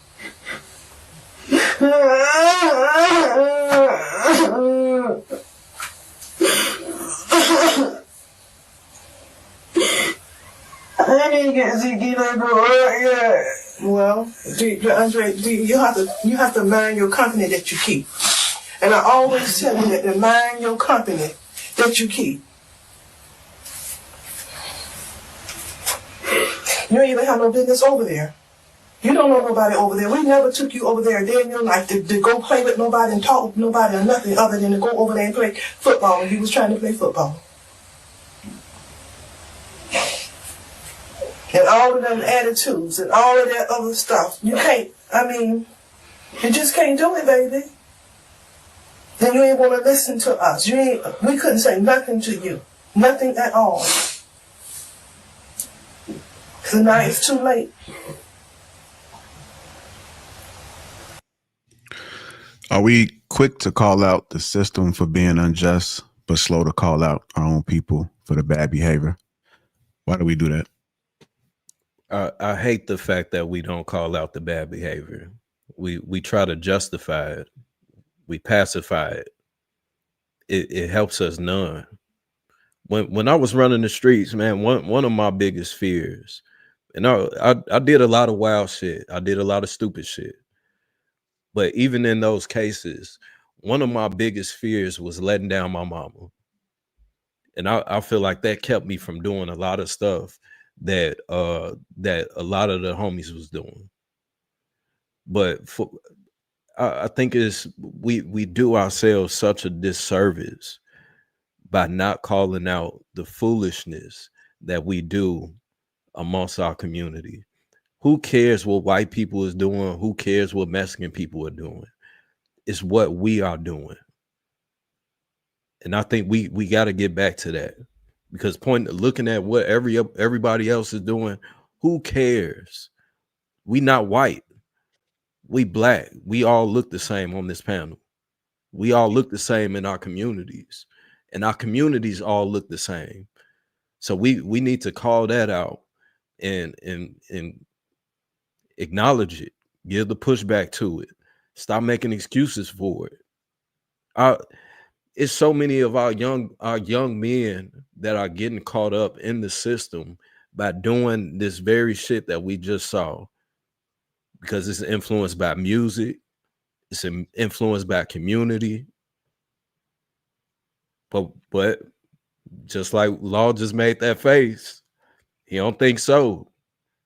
But we gotta keep it a buck. That drill culture, that gang music culture, all of that shit affects our community to the utmost. So at one point, are we going to acknowledge it and call it out and quit blaming the system for what it's doing?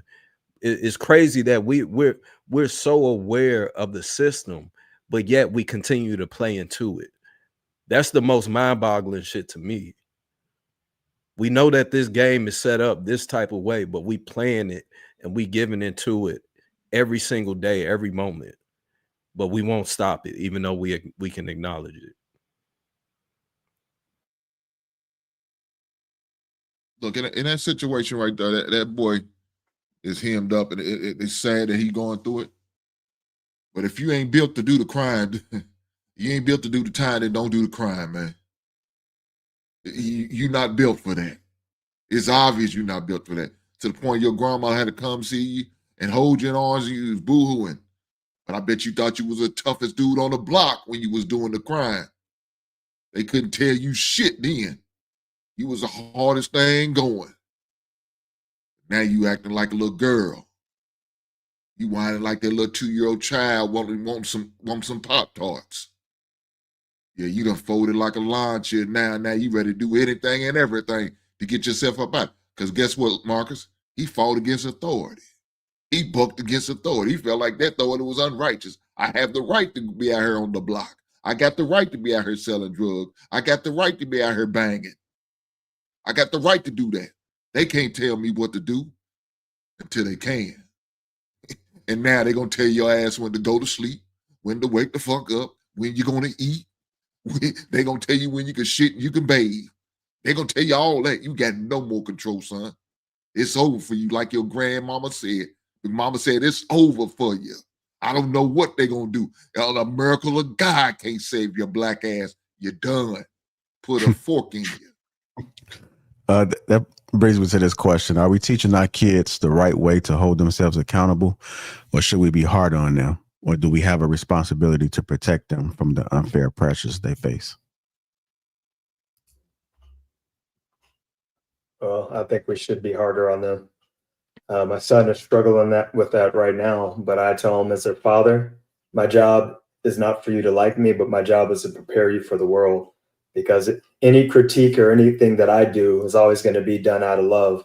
But when you get out into this real world, and especially as all of us know, the people that don't look like us are not going to treat our children the same way. And when they do treat us a certain way, it's not going to be in the same love that we're going to raise our sons and our daughters. So.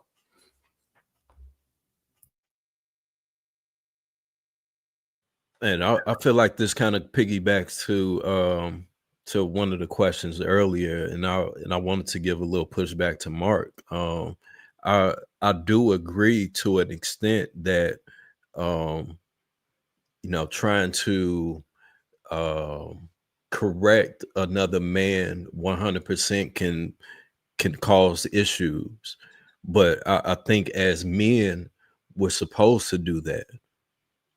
All throughout structure, we've always had someone, a sergeant at arms, someone to hold people accountable in the community in order for it to maintain and look a certain type of way. So of course, not saying, walk up to somebody like, hey man, pull your pants up, woo. It's a way to do everything, right? So if it's a young man, just being able to approach him, hey young man, hey man, it's women and children out here, brother. Pull your pants up, man. Have some respect for yourself, woo. Or if you got a little more plug with them, man, bro, you out here bogus as hell, bro, man. What you doing, man? This ain't even how we move. You off count right now. Woo. So it's all ways to approach. Hold on, Vince. Hold on. I think that was directed at me, but go ahead, Marcus, because I wasn't aiming it directly at you. I'm just speaking in general. No. I know you ain't. I'm just fucking with you. I'm saying I'm glad you phrased like that for this reason.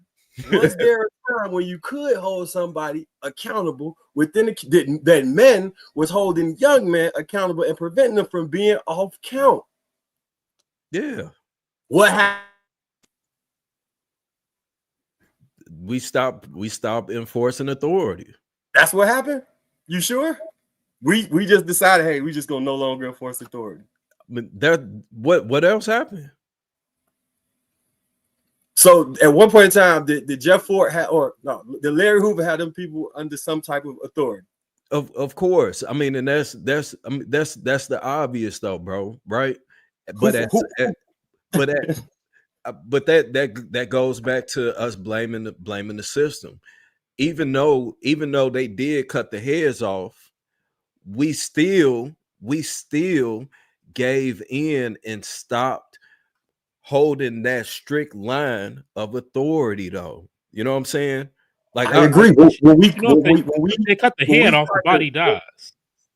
Yeah, and then after that, so my grandfather told me about this story. He was like, in the 70s or the early 80s, like when I was a baby, they had this meeting, right, where the gang leaders in Chicago went to go work with the police to stop all the violence within the community.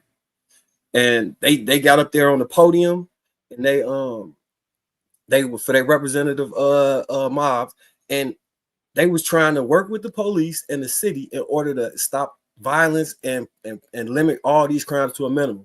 They was having people clean up and do all of these things. Yeah. And then the police turned around and charged them with what was the charge?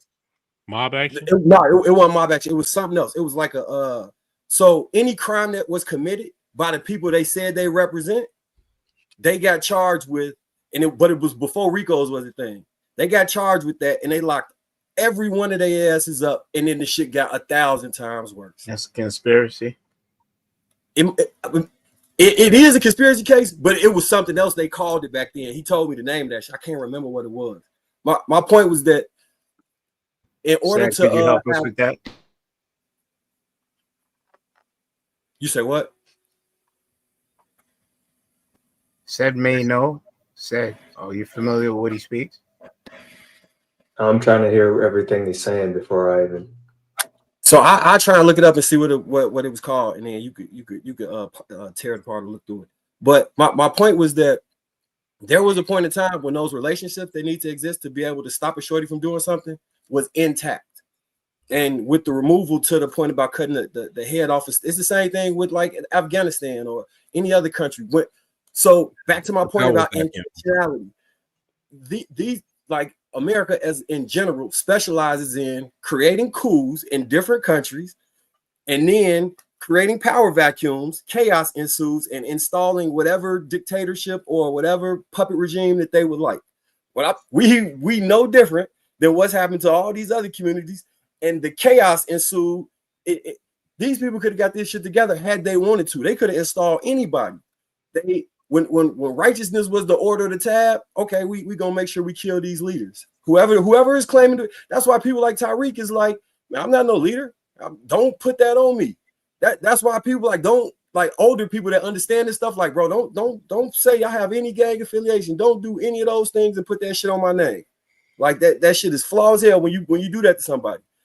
Because of understanding that if you do have the respect to be able to regulate certain things, then instead of you just being used for a force of good, you get turned into a martyr by the system or by a bullet.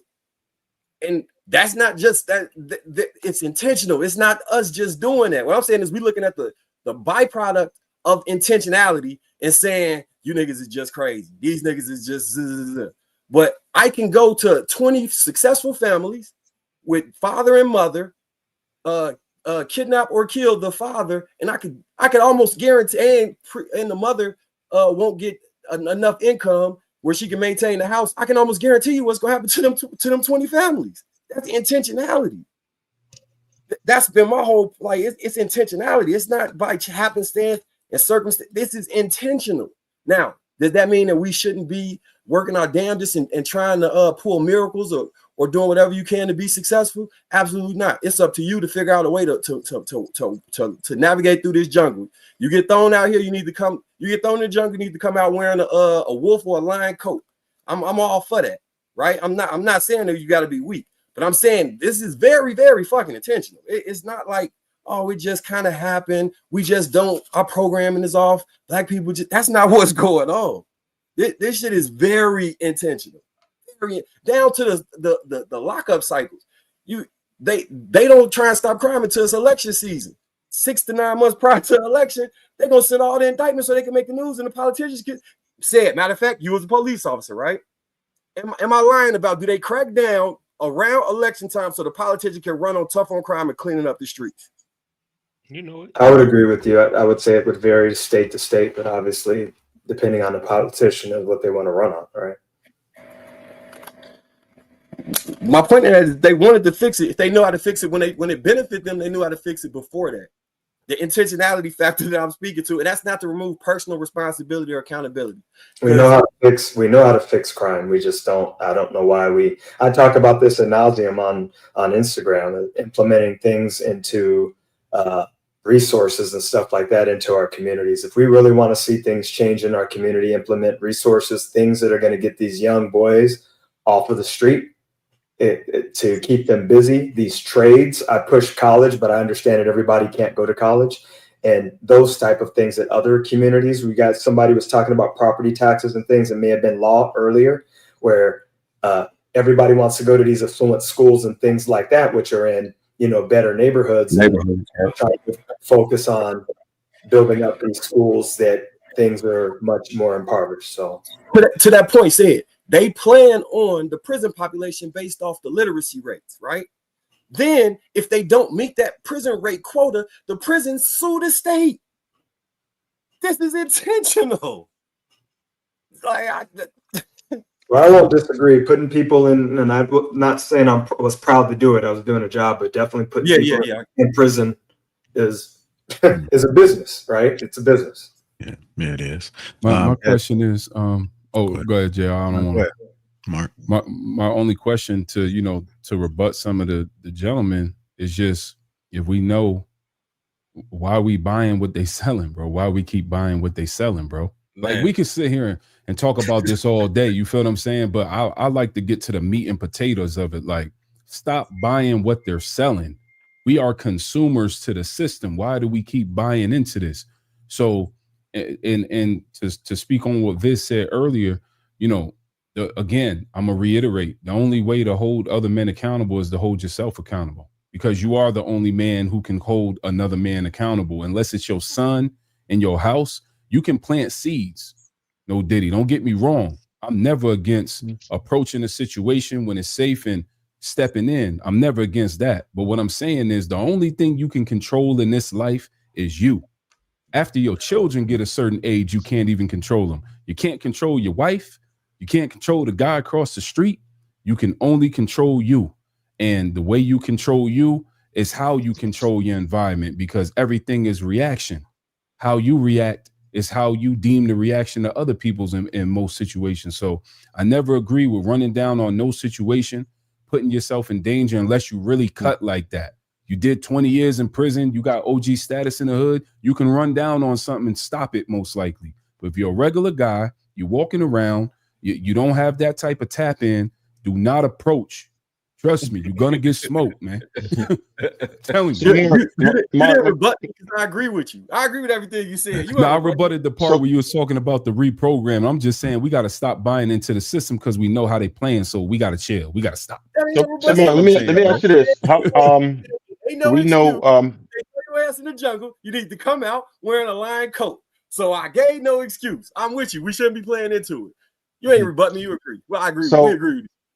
So Mark, let me ask you this. Do you think it's common knowledge that everything Mark has just explained, right, about the system and everything that's going on, which I agree that a lot of it is by design. We understand if people want to stop crime, they can easily. You saw what happened in Venezuela. There's other countries who've done it. Like, if we want to stop crime, we can stop that shit in a couple weeks.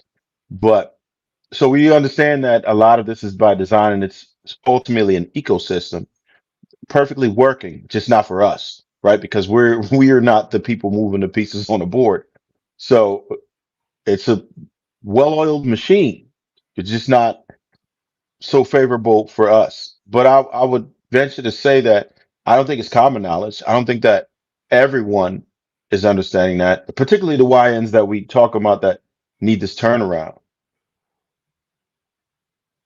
To answer your question, I understand your point, and I'm going to answer your question directly, and the answer is no, but there is a caveat.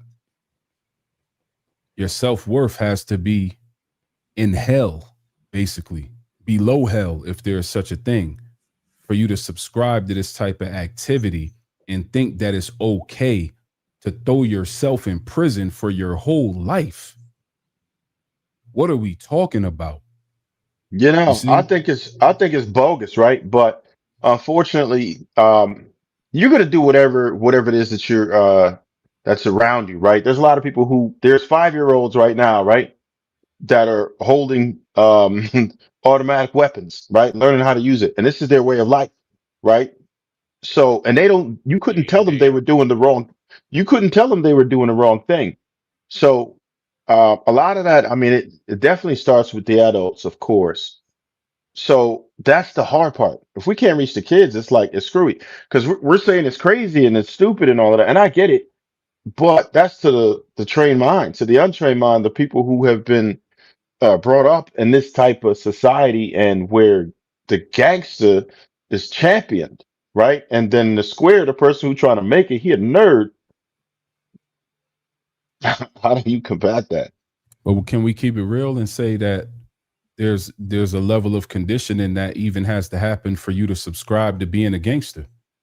You have to go through conditioning. We all have a tuning Yeah, fork for inside, sure. bro. Unless you on the DSM, you know what I'm saying, the DSM TR5, you have a tuning fork inside you that says this is right and this is wrong, and I probably shouldn't be participating in this. But we ignore that voice inside to placate others. And again, that word allodoxophobia, because we fear what other people think about us and we want to be a part of the crowd. Let's keep it real. Most people in the streets, they heart not in the streets. That's why when they get knocked and get pinched, what they start doing? They start hitting notes like Mariah Carey right from the stand. They got harmonies and stacks and any type of note you could think of because their heart is not really in it.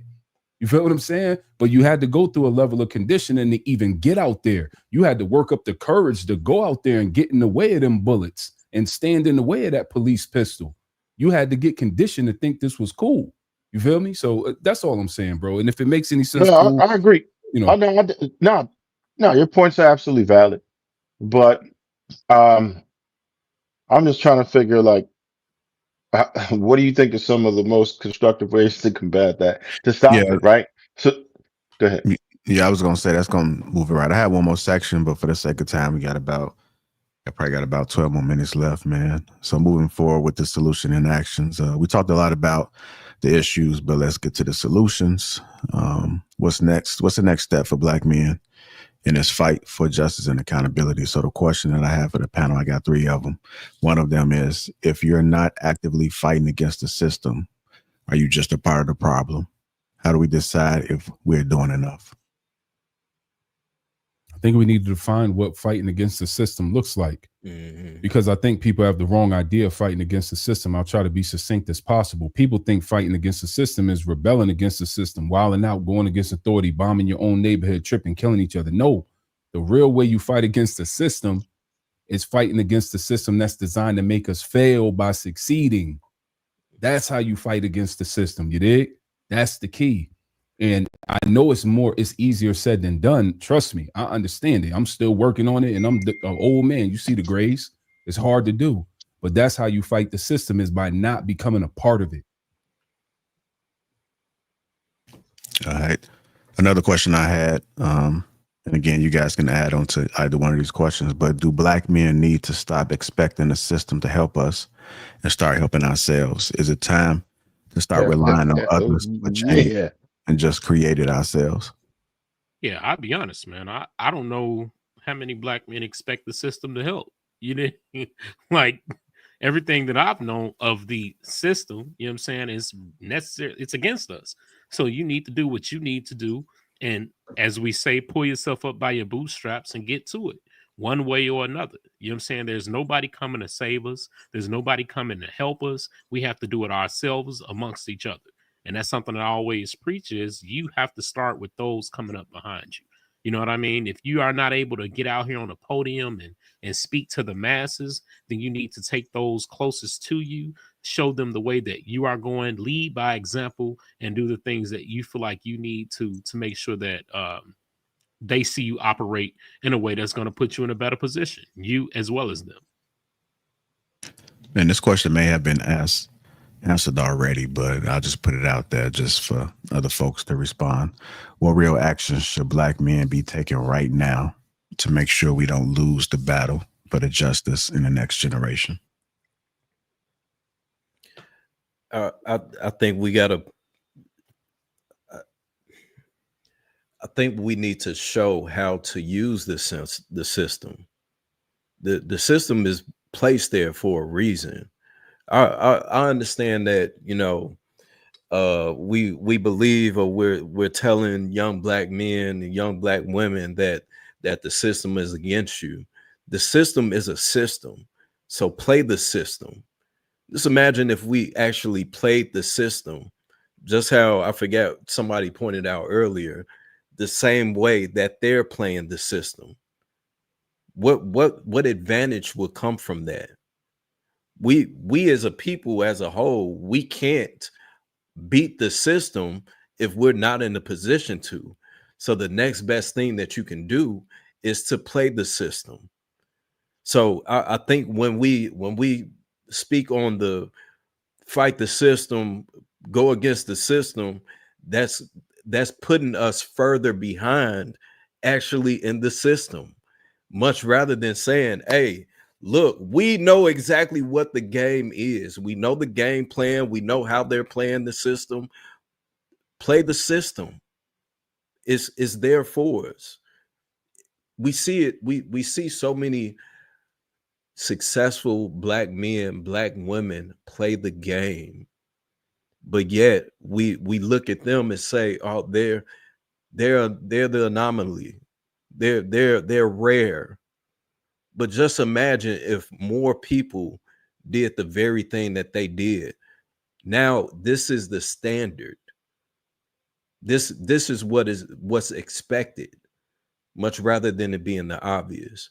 So I think we got to get away from, in my opinion, being the victim, blaming other people for the experiences that we're having, and actually take accountability and play the game just how it's there.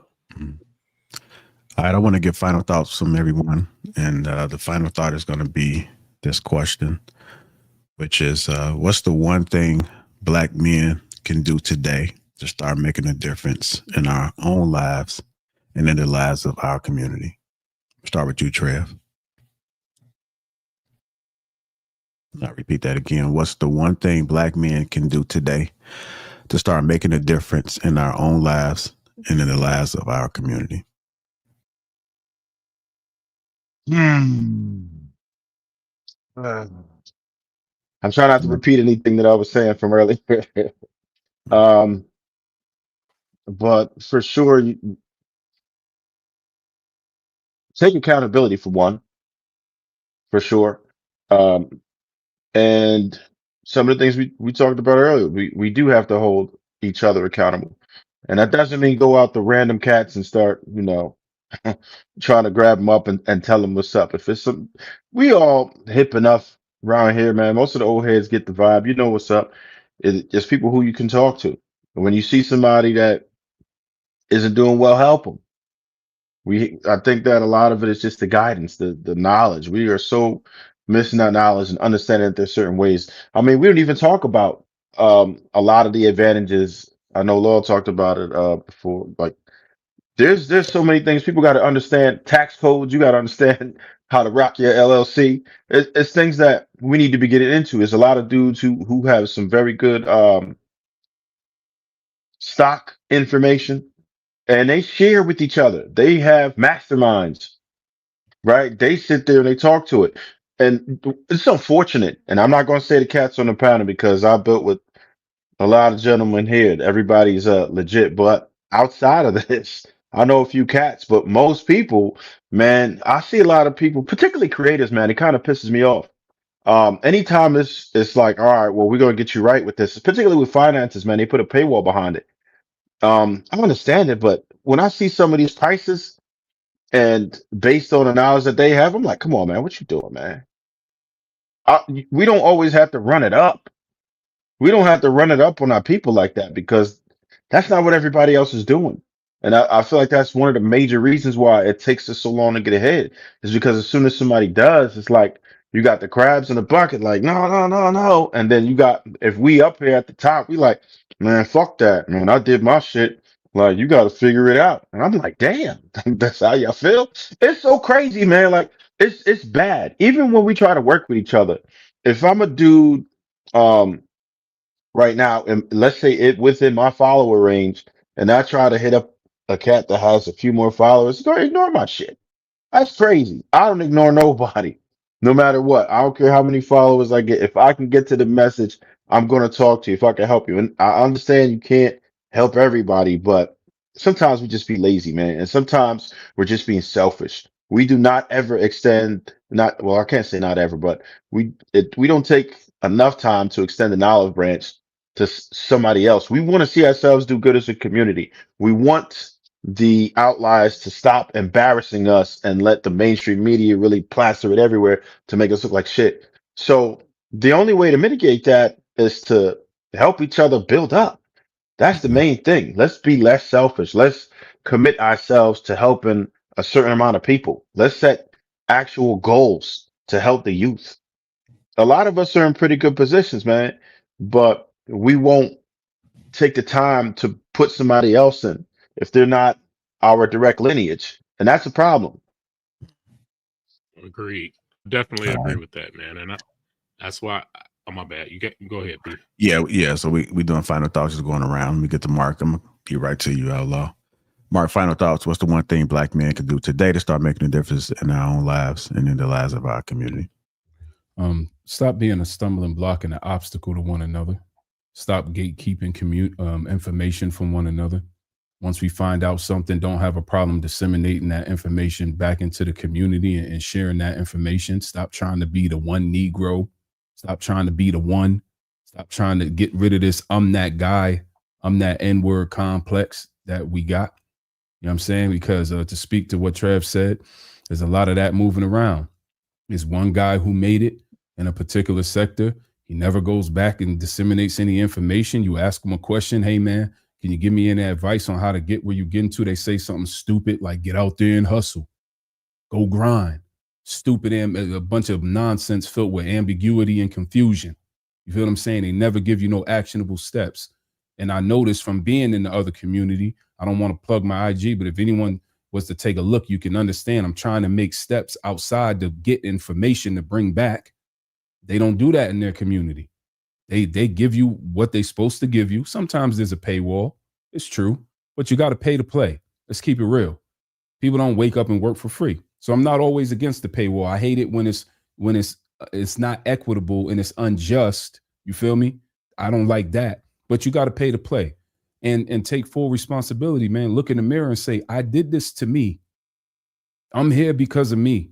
I'm in this position because of the steps I took, because of the decisions I made.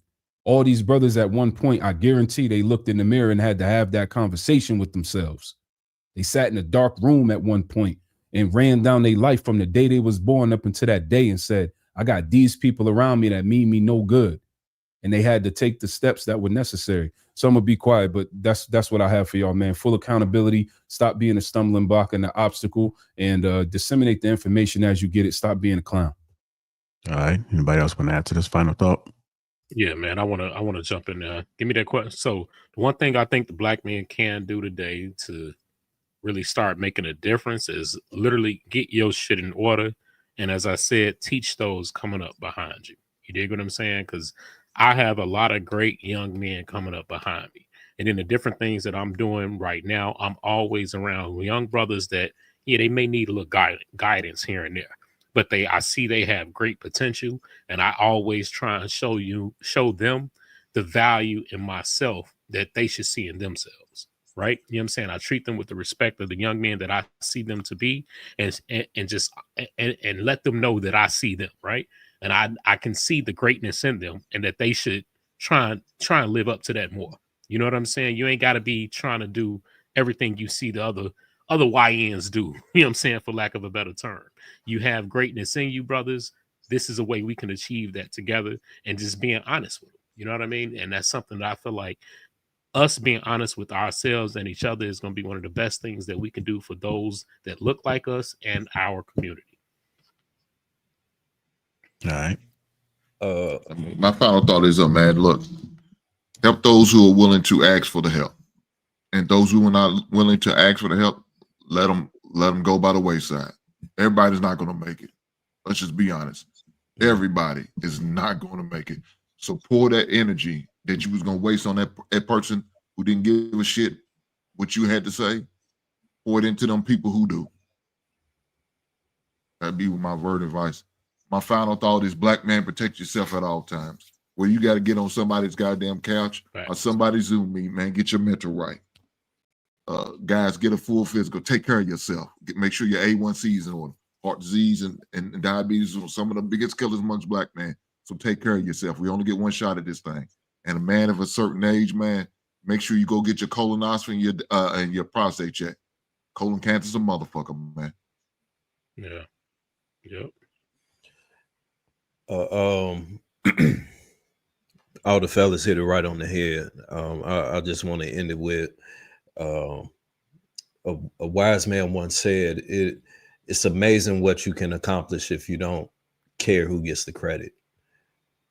I think if we really utilize that and consider that, we can get so much further. Everybody not LeBron. Everybody not Mike. Everybody not Kemp. Somebody is Pippen. Somebody is Kerr.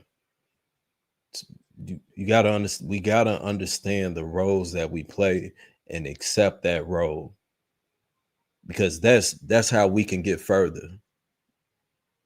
Not only as men, but as people, as communities, as families, right? So I think if we let go of this this self-made mentality that has been built into us, that's been passed on through generations, through music, through movies, and I'm self-made. I did it. I built this by myself. That's how most, if not all, empires fall, because we don't have that support system. We don't understand the value of those role players. So if we get out of that, release our egos and understand the power that we have as a unit, being unified, Lord knows what we can achieve. All right. Anybody else? Okay. Work on your mental health. All right, okay. You said work on your mental health. What you got in mind? Let's not gloss over that. We all moving in trauma. So we're the lowest rates of sitting down with somebody and working the things out that we are ashamed to tell other people about. Once we clear our heads, we have clear minds to be focused on what we need to do within our communities. You can't truly work holistically in the right direction if you're still held down by traumas and things that hold you back, because those are the bumps in the road that keep you from your purpose.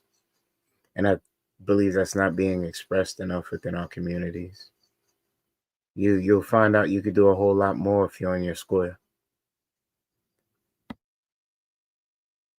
You on mute just so you know, White. No, my son popped up out of bed. Oh, okay. So what I was gonna say was I agree with everything everybody else said, and realize that when you have kids, that your life really ain't about you in a selfish sense, and further, it's more about the people that you by choice brought into this world, and make an effort to instill in them what you want to see moving forward, and generally just be happy for other Black people you see being successful. Don't feel the need to pour them down if they need to lower themselves or any of those things, right? And the other thing is, see value in yourself to the point where you don't want to get rich and move away to some other people's neighborhood to be around other people. Create that value where your community is, so you don't have a brain drain, and gentrify your own stuff. So if a house you got 900,000, that might buy you your whole block where you from. and you could slowly but surely build those houses and move the families in you want. One thing through real estate that I learned consistently is people that stay in areas where it's owner occupied is completely different than tenant occupied. People don't care about your stuff the way you care about your stuff. So the key to having a community be on point is you owning that community that you live in. You own your house, you own that block, you own that store.